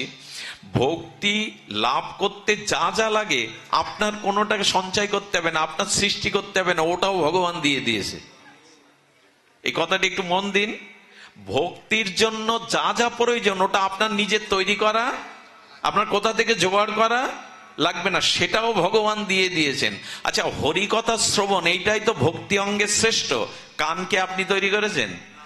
এখন কানে যে শব্দটা যাচ্ছে, এটাও কি আপনার চেষ্টায় যাচ্ছে না? ঈশ্বর কানে শোনার ক্ষমতা দিয়েছেন তাই। এটা সহজ কিনা? ভগবানের কথা সাধু সঙ্গে শ্রবণ করার থেকে বড় ভক্তি আর? আচ্ছা ভাগবত কথা শ্রবণ করলে 4টি ফল লাভ হয়। কয়টি? একটু মধুর কথা হঠাৎ মনে পড়লো। 4টি ফল লাভ হয়। তবে অনেকেই মনে করেছেন এই 4 ফল হলো ধর্ম অর্থ কাম মোক্ষ। না, আমি তা বলছি না। ভাগবত সাধুমুখে শ্রবণ করলে ধর্ম অর্থ কাম মোক্ষ আমাদের শাস্ত্রে বলেছে, কিন্তু এক আচার্য অদ্ভুত 4টি ফলের কথা বলেছেন। আপনারা ওটা পেয়ে যেতে পারেন। আর এতদিন যারা শুনছেন আমি তাদের কাছে একটু জিজ্ঞাসা করবো এর মধ্যে একটা ফলও পেয়েছেন কিনা। যদি না পান জানবেন ভাগবত শ্রবণ আপনার সার্থক হয়নি। ভক্তিপথে আপনি এক পাও অগ্রসর হননি। একটু মিলিয়ে দিন। প্রথম পল হলো সুপারি। প্রত্যেক দেব পূজায় বা পূজাতে কি লাগে? সুপারি আহুতি দিতে হয়, সুপারি সমর্পণ করতে হয়। সুপারি মানে পূজা, পূজা মানে সেবা। ভাগবত শ্রবণ করলে সেবা ভাব জাগবে আপনার মনে, এই ফল আপনি পাবেন, সেবা ভাব। আমার বাড়িতেও যদি এভাবে সাধুদের একটু সেবা দিতে পারতাম, আমার উঠানে যদি একটু একদিন এভাবে ভাগবত দিতে পারতাম, এইভাবে যদি একটু মালা চন্দন দিয়ে আরতি করতে পারতাম বৈষ্ণবকে, এই সেবা ভাব পাঠের মধ্যে জাগে। আমার গৃহে কি হতে পারে না? যাহা সামর্থ্য আছে অল্প করে ক্ষুদ্র করে যদি করতে পারতাম। যদি ভাগবত শ্রবণ করে, সুপারি মানে পূজা, পূজা মানে সেবা, সেবা ভাবনা যা জাগে। অনেকেই আছে 5 বছর ধরে পাঠে যায়, প্রসাদ পায়, অনুষ্ঠান করে, অথচ নিজের বাড়িতে 2-5 জন বৈষ্ণব এনে একটু হরিনাম হরি কথা দেয় না। তার মানে এদের ভাগবত শ্রবণে সেবা ভাব জাগেনি। সুধীজন, আচ্ছা, এক মা আমাদের দিল্লিতে একবার বড় বড় মহাত্মারা, সেখানে 64 মন্ত্রের ভোগ, হাজার হাজার লক্ষ লক্ষ মনের সেবা হয়, 7 দিন ধরে সেবা চলছে। ডোনার কেমন জানেন? কোটি, 50 লাখ, 25 লাখের নিচে নেই। এক বুড়ি মা ঠেলে উঠেছে, ভিড় ঠেলে কাঁদতে কাঁদতে, বাবাজি আমি বৈষ্ণব সেবা দেব। পাশে যে ম্যানেজাররা থাকে, সেবকরা থাকে, বলছে কয় লাখ টাকা বলুন, আমরা লিখে নিচ্ছি, বাবাকে জ্বালাতন করবেন না। বাবা বলছে আমার কাছে আসতে দাও। বলো মা কি করবে? বলে আমি বৈষ্ণব সেবা দিতে চাই। বলে কত টাকা এনেছো? আঁচল থেকে 5 টাকার একটা কয়েন বের করে দিয়েছে। পাশে যারা তখন ও ধরে নামাতে যাবে জোর করে, বাবা বলছেন ওকে ছুঁয়ো না, স্পর্শ করো না, আমার কাছে থাকতে দাও। মা এই 5 টাকা দিয়েই তোমার এই হাজার হাজার বৈষ্ণব সেবা হবে মা। এক সেবককে ডেকে বললেন এই 5 টাকা দিয়ে, তখন 1 কেজি টাটা লবণের দাম ছিল 5 টাকা, বলে লবণটা নিয়ে সেখানে যত প্রসাদ হচ্ছে রান্না ওর মধ্যে মিশিয়ে দাও। উনি কি দেখলেন? লক্ষ কোটি টাকা ডোনার সেখানে। উনি কি দেখলেন? ওর মনে সেবা ভাবনাটা জেগেছে, আমি যদি সেবা করতে পারতাম।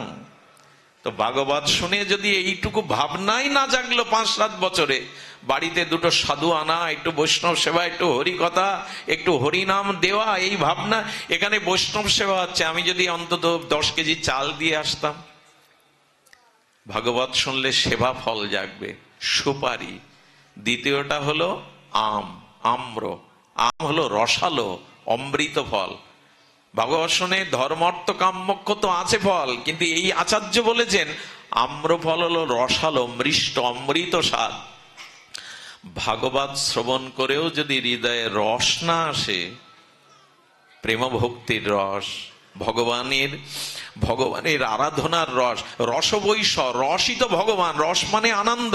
এই জন্য ভগবানকে বলা হয় রসবৈষ, রসিকেন্দ্র মৌলি, রসিক শেখর। তো যে রসের কথা শুনছেন, সেই রস যদি হৃদয় একটু নরম না হয়, একটু হৃদয় কোমল না হয়, একটু কঠিন থেকে বিগলিত না হয়, হৃদয় যদি একটু সরস না হয়, জানবেন ভাগবত শ্রবণেও আপনি ফল পাননি। আম তো রসালো হবে, আম তো রসালো হবে। হৃদয়টা যদি একটু দয়া, করুণা, কৃপা, আর্দ্র না হয়, একটু রস, সেই কঠিনই থেকে গেলাম, সেই কটু কথা বলা, সেই কটু ব্যবহার করা, কঠোর আচরণ করা, কারো প্রতি দয়া কৃপা ভাব না রাখা, তো ভাগবত শুনলাম কি?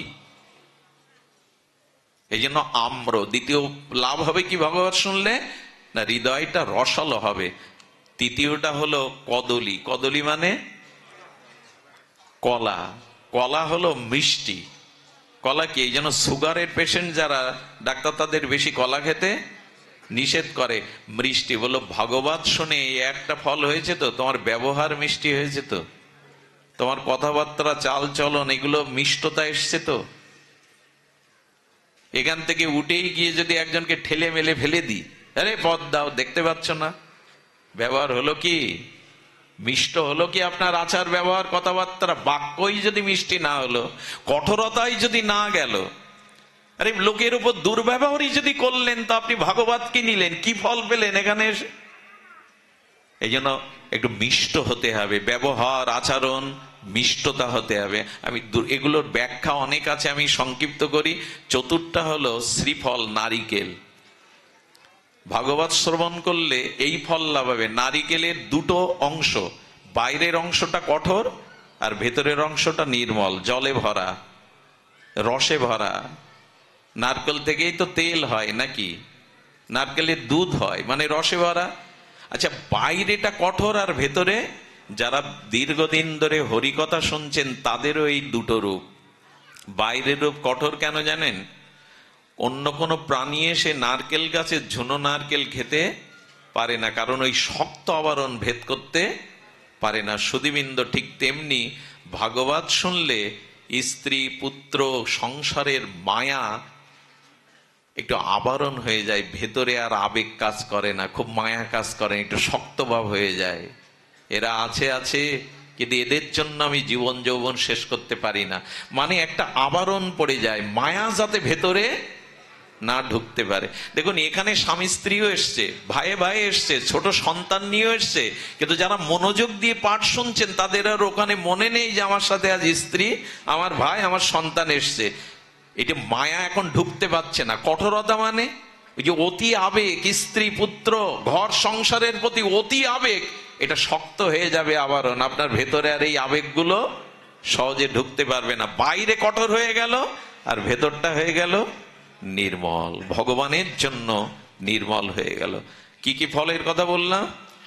সুপারি, আম, কলা আর নারিকেল। এর একটাও পেয়েছেন তো?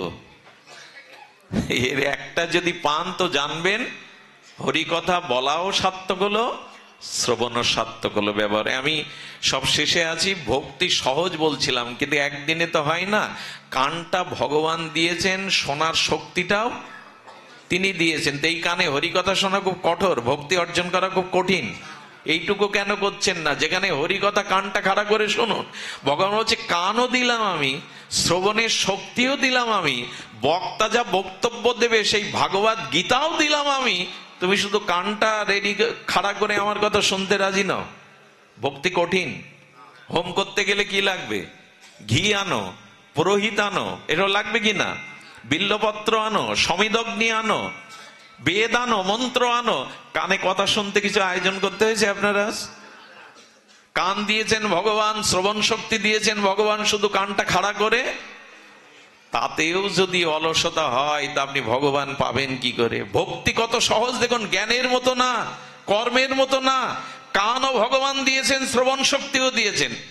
আচ্ছা, মুখ একটা, কান দুটো কেন? ভগবান বলছে বলবে কম, শুনবে বেশি। হরিকথা বেশি শুনবে, কথা কম বলে হরিকথাটাই বেশি শুনবে। আচ্ছা দেখুন তো, জিহ্বায় হরে কৃষ্ণ কৃষ্ণ কৃষ্ণ হরে হরে, হরে রাম রাম রাম হরে হরে, এটা খুব কঠিন। কিন্তু পৃথিবীর মধ্যে বিশেষ কলিযুগে এর থেকে বড় সাধনা আর নাম সাধনার থেকে আর সাধনা। জিহ্বাও তিনি দিয়েছেন, শব্দ উচ্চারণ করার ক্ষমতাও দিয়েছেন, আবার নাম রূপে আপনার জিহ্বায় এসে গেছেন। এটা খুব কঠিন, অথচ এইটাই ভক্তির শ্রেষ্ঠ। কলিতে নাম ভজন, হরের নাম হরের নামইব কেবলম কলৌ নাস্তেব্য নাস্তেব্য নাস্তেব্য গতির অন্যতা। কলিযুগে হরিনাম ছাড়া গতি নেই, এটা খুব কঠিন। এখন বলুন তো, হরে কৃষ্ণ, এটা কঠিন, এটা কঠিন, কিন্তু কঠিন তো করে ফেলেছি। সারাদিনের মধ্যে বলেছি তো, হা রাধে, হা কৃষ্ণ, হা গোবিন্দ, কত কথাই তো বলেছি। মুখে ফেনা তুলে দিয়েছি সংসারের কথা বলতে বলতে। স্ত্রীকে ডাকি, বাজারে আলু কত করে, আলুর নাম ধরে ডাকি। ভগবানকে ডাকি কই? জিহ্বাটাতে শুধু একটু নাড়াতে হবে ভগবানের নামে, আর এতে বিধিবিধানও নেই। যেখানে সেখানে যত্র তত্র জপ যদি না করতে পারো মালাতে, তো মুখে বলো কই। এটাও কি কঠিন? ভগবান পাওয়া কলিযুগে মহাপ্রভু কত সহজ দিয়েছেন। তোমার কোথাও যেতে হবে না, বাড়ি থেকে মন্দিরে, তীর্থে, গয়া কাশিও যাওয়া লাগবে না। যে ঘরের মধ্যে আছো ওখানে বসে কান খাড়া করে হরিকথা শোনার জিভটা নাড়াও। এইটুকু করতেও যদি অলসতা থাকে, দাবি করব কি করে যে উদ্ধার হতে চায়, তোমাকে পেতে চায়? দয়া করে জিভটা নাড়ান, জিহ্বাটা নাড়ান। ওখানে রস দিয়েছে ভগবান, আর একটু ভক্তি রস মিশিয়ে ভগবানের নাম নিন। সবরই কোনো অন্য কিছু করেনি, শুধু রামের প্রতীক্ষায় থাকতো। রাম রাম রাম, সিয়া রাম সিয়া রাম সিয়া রাম। এই এক রাম বলতে বলতেই রাম তার কুঠিরে এলো বনের মধ্যে। মুনি ঋষির আশ্রমে যায়নি, আগে শবরীর কাছে এলো। অনুরোধ করছি নামটা নিন, নাম ছাড়া অন্য সাধনা এ যুগে মুক্তি, প্রেম, ভক্তি মিলবে না। নামে অভ্যাসটা করুন। নাম অভ্যাস করতে করতে নাম জেগে যাবে আপনার মধ্যে। জিহ্বার তুণ্ডে তাণ্ডবিনী রতিং বিদুনতি তুণ্ডাবলী লব্ধায়। রূপ গোস্বামী বলছেন নদীর তরঙ্গ সাগরে যেমন ঢেউ খেলে, কবে আমার জিহ্বায় নামের তরঙ্গ উঠবে, তুণ্ড তাণ্ডবিনী নৃত্য করবে, হরি নামে আমার জিহ্বা কবে নৃত্য করবে সর্বদা। এরই নামই তো ভক্তি, এরই নামই তো ভক্তি। এই ভগবানের নাম দেখুন, জিহ্বা দিয়েছেন ভগবান, নামও দিয়েছেন ভগবান, উচ্চারণের ক্ষমতাও দিয়েছে ভগবান। আর এইটুকু শুধু নাড়ানো, এটা কঠিন। একটা যজ্ঞ করতে গেলে, একটা দান করতে গেলে কত কি কঠিন, কিন্তু জিহ্বায় নাম নেওয়াটা এতটুকুতেও রুচি হলো না। তার হবে কি মা? আমার কথাগুলো আজ একটু কর্কশ, আমার কথাগুলো আজ একটু শাস্ত্র মার্গের, বিধি মার্গের। কেন বলছি? আবেগ দিয়ে কিছু হয় না এ পথে, হই হুল্লোড় করে আবেগ দিয়ে কিছু হয় না। শাস্ত্রকে যথাযথ রূপে ধারণ করতে হবে। মহাপ্রভু ভক্তি বলেছেন। আচ্ছা, চোখে বিগ্রহ দেখা কঠিন, চোখে তো সবার রূপ দেখি, জগৎ দেখি, আকাশ দেখি, তারা দেখি, সমুদ্র দেখি, সিনেমা দেখি, টেলিভিশন দেখি, খেলা দেখি, সবাইকে দেখি। ভগবান বললেন বিগ্রহের সামনে গিয়ে নয়ন ভরে একবার যুগলকে দেখো। এটা কঠিন। বিগ্রহ দর্শন করলেই প্রেম ভক্তি হয়ে যায়। ভগবানের সামনে যেতে হয়। ঘরের মধ্যে যে যেটা ঠাকুরের আসনে পাতা আছে, একটু সামনে গিয়ে দেখুন না, ওই রূপ দিলে। আপনাদের মনে আছে ধনুর্দাস, এই দক্ষিণ ভারতে আচার্য রামানুজাচার্য তখন মন্দিরে ধনুর্দাস ছিল ওই এলাকার সব থেকে বড় দাগী সন্ত্রাসী। আর তার নাম শুনলেই পাশ দিয়ে পথ দিয়ে দিত, কেউ তার মুখের উপরে কথা বলতো না।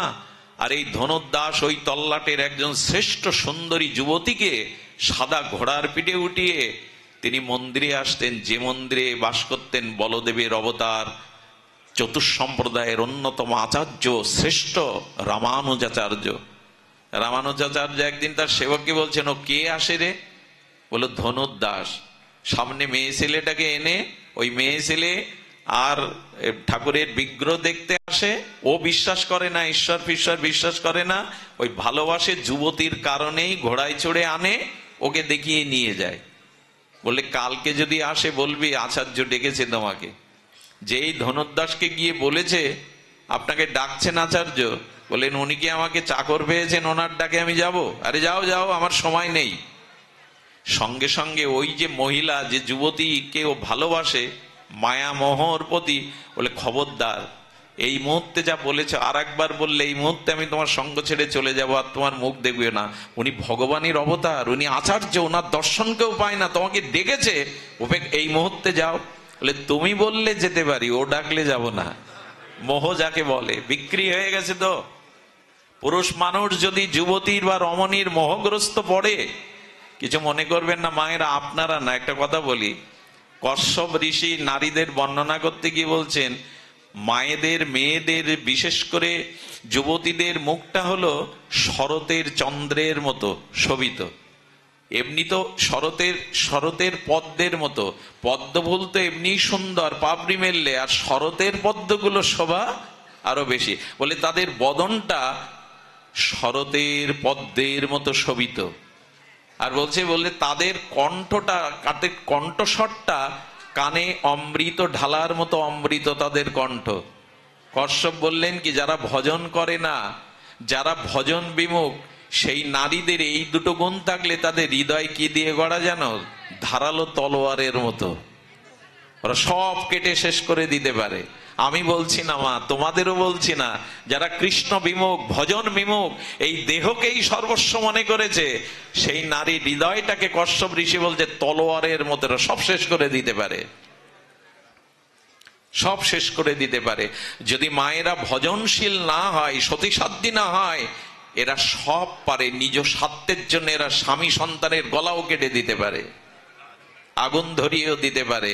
এই জন্য বললেন একমাত্র ব্রহ্মা ছাড়া নারীদের হৃদয়ের বার্তা কেউ অত পাগল নয় আপনি যে আপনি মেয়েদের মায়েদের মনের কথা বুঝে ফেলেছেন। বললে যে সৃষ্টি করেছে ব্রহ্মা জানতে পারে নাও পারে, শেষে এসে বলছেন ব্রহ্মাও জানে না। পুরুষের ভাগ্য আর নারীর হৃদয় মন এ দুটো ব্রহ্মারও জানার, আপনি আমি তো কোন তুচ্ছ। এই জন্য শাস্ত্র বলেছেন একবার মোহ এসে গেলে, যদি আপনারা তো ভজন করেন, আপনারা হরি কথা শোনেন, আপনাদের কথা বলছি না, ভজন বিমুখ যারা দেহকে সাজাতে দেহভোগ সর্বস্ব এই জগতে এসেছে, তাদের মোহে যারা পড়বে জানবেন ভেতরেই তলোয়ার সব কেটে শেষ করে দেবে। এটা পুরুষদের বেলায় হতে পারে। আমি যেটা বলছিলাম যে এই জন্য মোহগ্রস্ত ধনুর্দাস যেই চলে গেল, রামানুজাচার্য ডেকে বললেন বসো। ওকে ঘোড়ার পিঠে উঠে মন্দিরে কেন আসো? বললো সুন্দরী বলে। বললো ও সুন্দরী না। বলে আপনি তো কখনো মন্দির থেকে বেরোন না, আপনি ভগবান, ওর সৌন্দর্য আপনি দেখেননি, দেখলে বুঝতে পারতেন পৃথিবীর সেরা সুন্দরী। বলে এর থেকে কোটি গুণ সুন্দর যদি তোমাকে দেখায়? বলে হতেই পারে না। বলে যদি দেখাতে পারি? বলে আজ থেকে আপনার চরণেই নিজেকে বিক্রি করে দেব। ওর থেকে ওই যে মোহ, নারীর প্রতি মোহ অন্ধ করে দিয়েছে। ভগবানের মন্দিরে গিয়ে বলছেন হে প্রভু, তোমার অনন্ত সচ্চিদানন্দের প্রেম রূপ একবার দেখিয়ে দাও। ওর মতো বীর যদি, ওর মতো শক্তিমান যদি তোমার চরণে আসে, অনেক জগতের মঙ্গল হবে। ভগবানের কাছে কাতর প্রার্থনা করার সাথে সাথে পদ্মা খুলে দিলেন। সঙ্গে সঙ্গে বললেন তাকিয়ে দেখো গোবিন্দ। এই বিখ্যাত রামানুজাচার্যের প্রার্থনায় ভগবেন্দ্র বিজুরি চমকির মতো এক ঝলক তার সচ্চিদানন্দ অসমধ্য মাধুর্য রূপের ছটা ওর নয়নে দিয়ে দিল।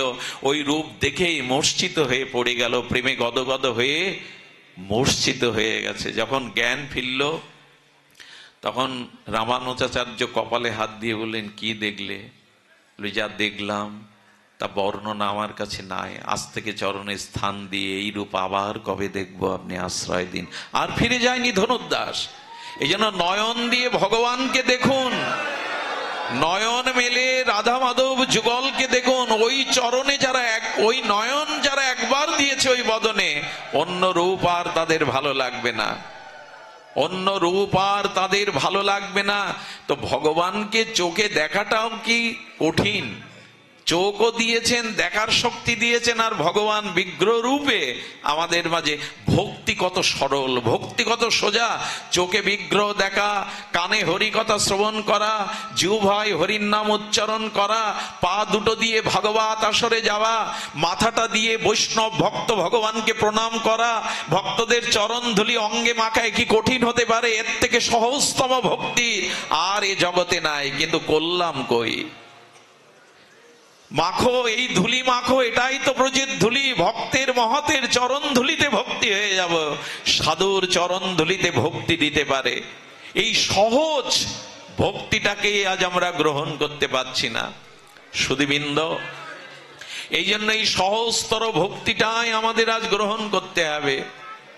আমাদের চৈতন্য দাস, এই চৈতন্য দাস তার জীবনে কোনো মন্ত্র সাধন কিছুই ছিল না, কিন্তু এই চৈতন্য দাসের কাছে একটা পাথর দিয়েছিলেন।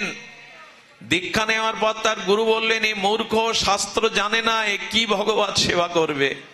আরে পথের একটা লাল একটা কালো পাথর এনে ধুয়ে মুছে বললেন যা, আজ থেকে এই ভগবান ভোগ লাগাবি, তাকে ভোগ লাগিয়ে পাবি। একটু ধ্যান দিন, ভোগ লাগিয়ে পাবি। ঠাকুরের আসনে রেখে তাকে দুগ্ধ দিয়ে স্নান করিয়ে সিঙ্গার করে মালা চন্দন পরিয়ে 4টে রুটি দিয়ে সামনে বলছে ঠাকুর খাও। আগেই বলেছে আমি মন্ত্র জানি না, আমি তোমার মন্ত্র স্তুতি জানি না, কিন্তু তোমাকে পেতে হবে, তুমি না পেলে কিন্তু আমি পাবো না। এই দেখুন সরলতার পরিচয়। কোন মন্ত্র জানে না, গুরুদেব বলে দিয়েছেন। রুটিটা রাখতে রাখতে 3 ঘন্টা 4 ঘন্টা সন্ধ্যা লেগে গেল। বললো রাগ করে অভিমান করে বলছে তুমি না খেলে আমিও খাবো না। এইভাবে দীর্ঘ 5টা দিন না খেয়ে পড়েছিল। ভোগ লাগায় খাই না, ও পড়ে থাকে, দেখি তুমি কতক্ষণ পারো, আমি মরবো তবু তুমি না খেলে। দেখুন কোনো মন্ত্র নেই, কিন্তু হৃদয়ের এই অনুরাগ দিয়ে ভগবানকে বলছে তুমি না খেলে খাবো না। 5 দিনের মাথায় ওর আর ওঠারও শক্তি নেই। ভগবান তখন চিন্তা করলেন ওর এই দুর্দশার জন্য তো আমি দায়ী হব, অসুস্থ হয়ে পড়ে থাকলে তো আমি দায়ী হব। এরকম ব্যাকুলতার কাছে ভগবান পরাজিত হয়ে ভক্ত বাঞ্ছা কল্পতরু প্রকট হয়ে গেলেন ওর কাছে। প্রকট হয়ে বললেন, এই আমি এসেছি, আমি পাবো। আর ভগবান ওর ভক্তির দেওয়া সেই রুটিগুলো, 4টে রুটি 3টে পেয়ে বসেছে। আরে যেই 3টে পেয়ে বসেছে, ভক্ত হাত ধরে বলছেন, সব তুমি পাবো, তুমি কি দেখো নাই, তুমি কি জানো না আমি 5 দিন না খেয়ে পড়ে আছি, সব তুমি পাবে। আমি তো তোমার সামনে 5 দিন না খেয়ে পড়ে আছি। বলে সত্যিই তো মনে নেই। ভগবান তখন হাতে করেই ভক্তের বদনে তুলে দিচ্ছেন রুটিগুলো। 5 দিনের তার ব্যাকুলতা, আর এই ব্যাকুলতায় তাকে ওই রুটিগুলো দিয়ে দিলেন। রুটি পাওয়ার পরে বললেন, প্রভু এবার থেকে আসবে, তুমি পাবে, আমি কিন্তু এমনি করেই প্রসাদ পাবো। চৈতন্য দাসের ভগবত কৃপা হয়ে গেল। ভক্তি কঠিন নয়, একটু সরল, একটু হৃদয়। এই বৃন্দাবনেই আসতে মা আসতে আমি বিশ্রাম করছি। আসলে এত সুন্দর পরিবেশ, লোভ সামলাতে পারি না, সময়ের কাণ্ডজ্ঞান থাকে না। লোভী ব্যক্তির সামনে ভালো খাদ্য দিলে যা হয়। সুধীবৃন্দ বৃন্দাবনে চলে গেছেন গ্রামের আকাট মূর্খ, আর তাকে সব বোকা হাবা হাবা বলে ডাকে। এই হাবারাম কি করবে? গুরুদেবের ওখানে মাঝে মাঝে পাঠ শোনে, আর গুরুদেব বললেন, তুই আর কি করবি, যা ভান্ডির বনে এই গরুগুলো চড়িয়ে বেড়া। আশ্রমের 5-6টা গাভী মামা আছে, এদের চড়ে বেড়া, সন্ধ্যায় এসে প্রসাদ পাবি।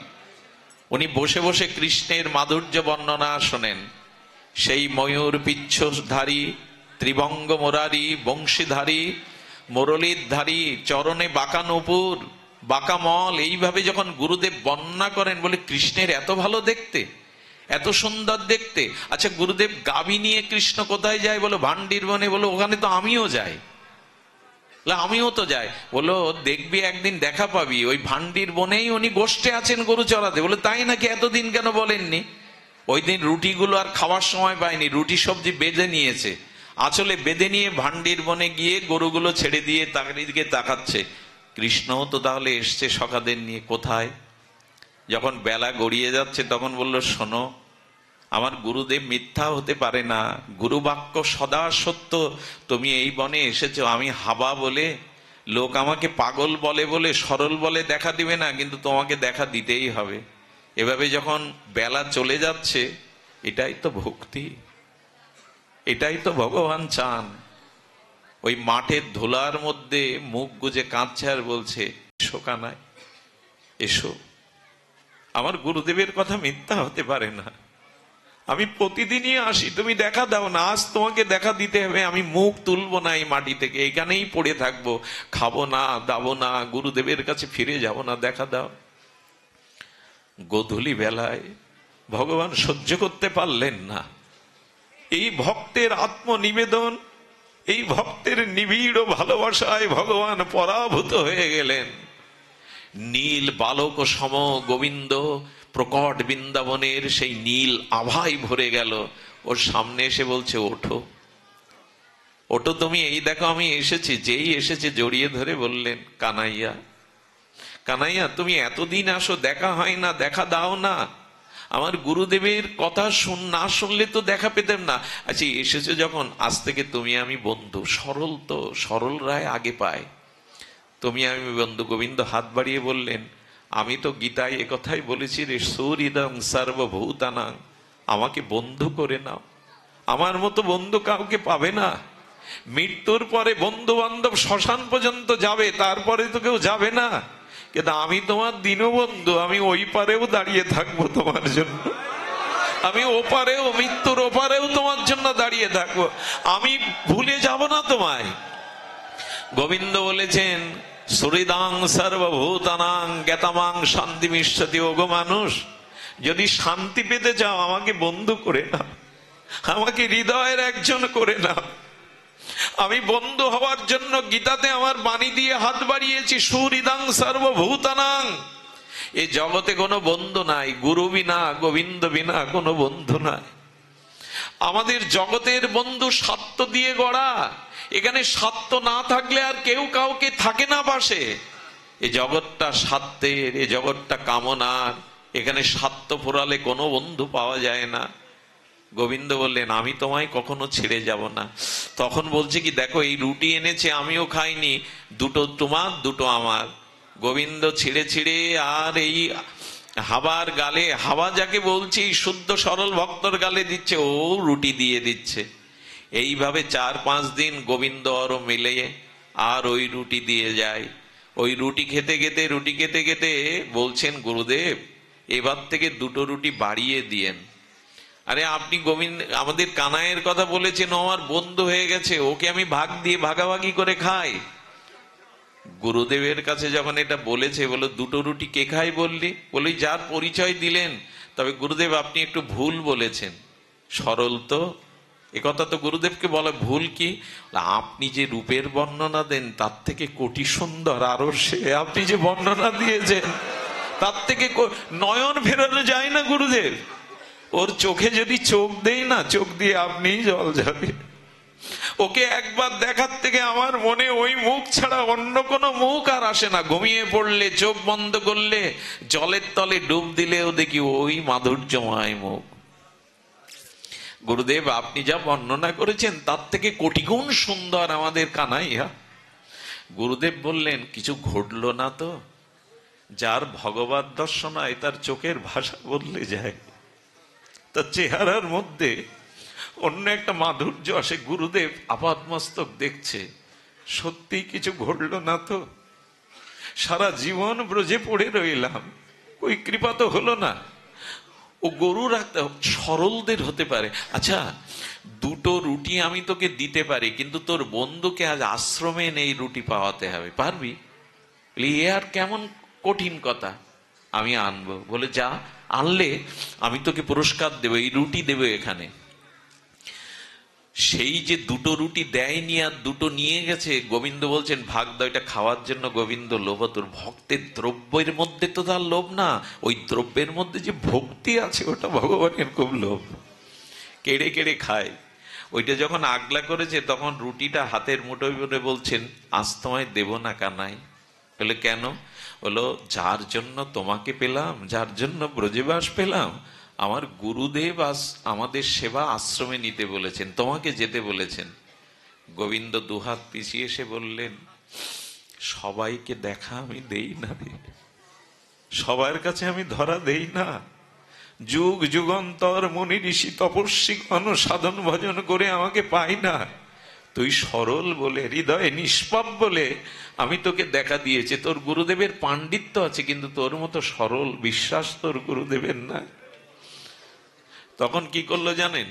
রুটিটা আবার আঁচলে বেঁধে বলল, আমার তোমাকে পাওয়ার কারণ গুরুদেব, তুমি যদি আমার কথা না রাখো, আজ থেকে তোমার সাথে আমার বন্ধুত্ব খারিজ। আমি আর তোমার মুখ দেখবো না, আমি আর কোনোদিন তোমার জন্য রুটি এনে ভাগ দেবো না, যাও তুমি চলে যাও। কতটা ভালোবাসলে এ জাতীয় অভিমান আনা যায়। যখন গোধূলি নেমে আসছে, গাভীগুলো নিয়ে ফিরবে, মন মুখ গোবিন্দকে দেখবার জন্য, কিন্তু বললেন না, গুরুদেবের কথা রাখতে পারবো না, তুমি নিষ্ঠুর, তোমার ভিতরে দয়া মায়া নেই, তোমার দিক। গোবিন্দের ওই যে বেদনা, গোবিন্দের বুকটাকে ভেঙে চুরে দিচ্ছে। গোবিন্দ না পেরে দৌড়ে এসে হাত ধরে বললেন, যাস না, তুই আমাকে বলে থাকতে পারলে আমি তোকে বলে থাকতে পারবো না। ওরে, যে একবার আমায় চাই সে না চাইলেও আমি তাকে সারা জীবন চাই। যে আমাকে ধরে সে আমাকে ছাড়তে চাইলেও আমি আর তাকে ছাড়ি না, এটা আমার স্বভাব।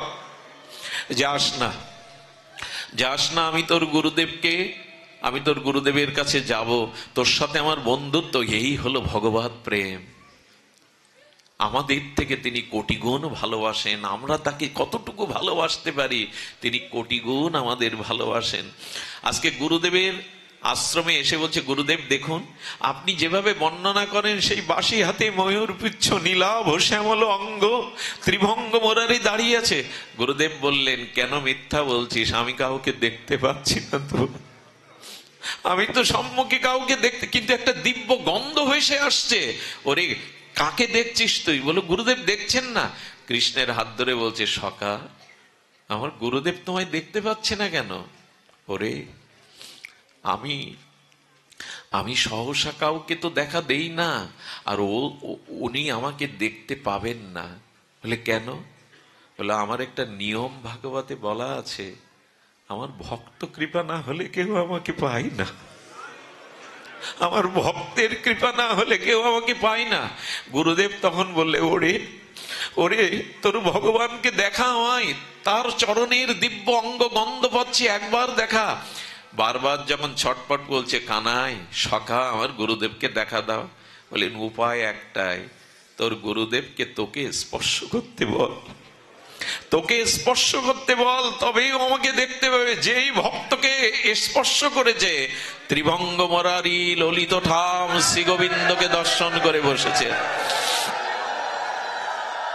গোবিন্দ প্রকট হয়ে দর্শন দিলেন। আরে গুরুদেব কৃষ্ণচরণ না, গুরুদেব তার নিজের শিষ্যের চরণে লুটিয়ে পড়লেন। ওরে, আর শিষ্য হয়ে তুই ভগবানকে পাইয়ে দিলি, আর শিষ্য হয়ে তুই ভগবান দর্শন করিয়ে দিলি। কৃষ্ণের চরণে না, গুরুদেব শিষ্যের চরণে প্রণাম করে বললেন, যে আগে কৃষ্ণ পায় সেই তো শ্রেষ্ঠ, সেই তো গুরু। জড়িয়ে ধরে বললেন, তোর জন্ম সার্থক, তোর জন্ম সার্থক, তুই আমাকে কৃষ্ণ মিলিয়ে দিলে। সুধীবৃন্দ, এই জন্য ভক্তি বড় সহজ, তবে কপটতা ত্যাগ করে সরল হৃদয়ে ভগবানের সাথে সম্বন্ধ করুন। এই হরিকথা শ্রবণ, হরিকথা জিহ্বায় কীর্তন, নয়নে গোবিন্দের মাধুর্য, চরণবদন দর্শন, ভক্তবদন দর্শন, এগুলির মধ্যে দিয়ে ভক্তি হবে সহজ সরল। সুধীবৃন্দ, আপনাদের সবার মঙ্গল হোক, কৃষ্ণ ভক্তি হোক। আমি অত্যাচার করে অনেকটা বেশি সময় নিয়ে বসেছি, এই জন্য আপনাদের চরণে ক্ষমা প্রার্থনা করে যারা এই অনুষ্ঠানের আয়োজন করেছেন তাদের কৃষ্ণ প্রাপ্তি, ভগবত প্রাপ্তি হোক। আর চিরদিনের মতো আমাদের ধনঞ্জয় কৃষ্ণ দাসের কিছু গ্রন্থাবলী আছে, সদ্গ্রন্থাবলী, গৌড়ীয় গ্রন্থাবলী আপনার সঙ্গ করবেন। আপনাদের সকলের চরণে সশ্রদ্ধ দণ্ডবাদ প্রণাম। বাঞ্ছা কল্পতরুভশ্চ কৃপা সিন্ধুভ্যেব চ পতিতানাং পাবনেভ্য বৈষ্ণবেভ্য নমো নমঃ। আমাদের দাদাজি অত্যন্ত ভালো মধুর রাধা নাম করেন। আমি দাদাজিকে নিবেদন করব, আমাদেরকে একটু দয়া করে আপনি রাধা নাম শোনান। ভাগবত সপ্তাহ 2025, বাথানবাড়ি, খালিয়া রাজর, মাদুরীপুর, দীপক মাস্টারের বাড়ি। 1-2 অজ্ঞারণ 108 শ্রী বৈষ্ণব চরণদার বাবাজির রাধাকুণ্ড শ্রীধাম বৃন্দাবন। 3 অজ্ঞারণ আমার নাম আছে শ্রী বিল্লমঙ্গল দেবনাথ এই অধম। 4 গৌর গোবিন্দ দাস বাবুগাজ বরিশাল। 5 অগ্রহায়ণ শ্রী অপরূপ গৌর কিশোর দাস বাবাজি। 6 অগ্রহায়ণ 108 গোপীনাথ দাস ব্রহ্মচারী গুরু মহারাজ, প্রতিষ্ঠাতা গোপাল গোবিন্দ সেবাশ্রম চুমদ্দি, আপনার নিমন্ত্রিত ভক্তপ্রবার। ও 7 অগ্রহায়ণ ভক্ত সৌম্য চক্রবর্তী বসুন্দিয়া। এই আহ্বানে সাড়া দিয়ে ভাগবত সপ্তাহে আপনারা আসবেন। জয় নিতাই গৌর প্রেমানন্দে হরি বা।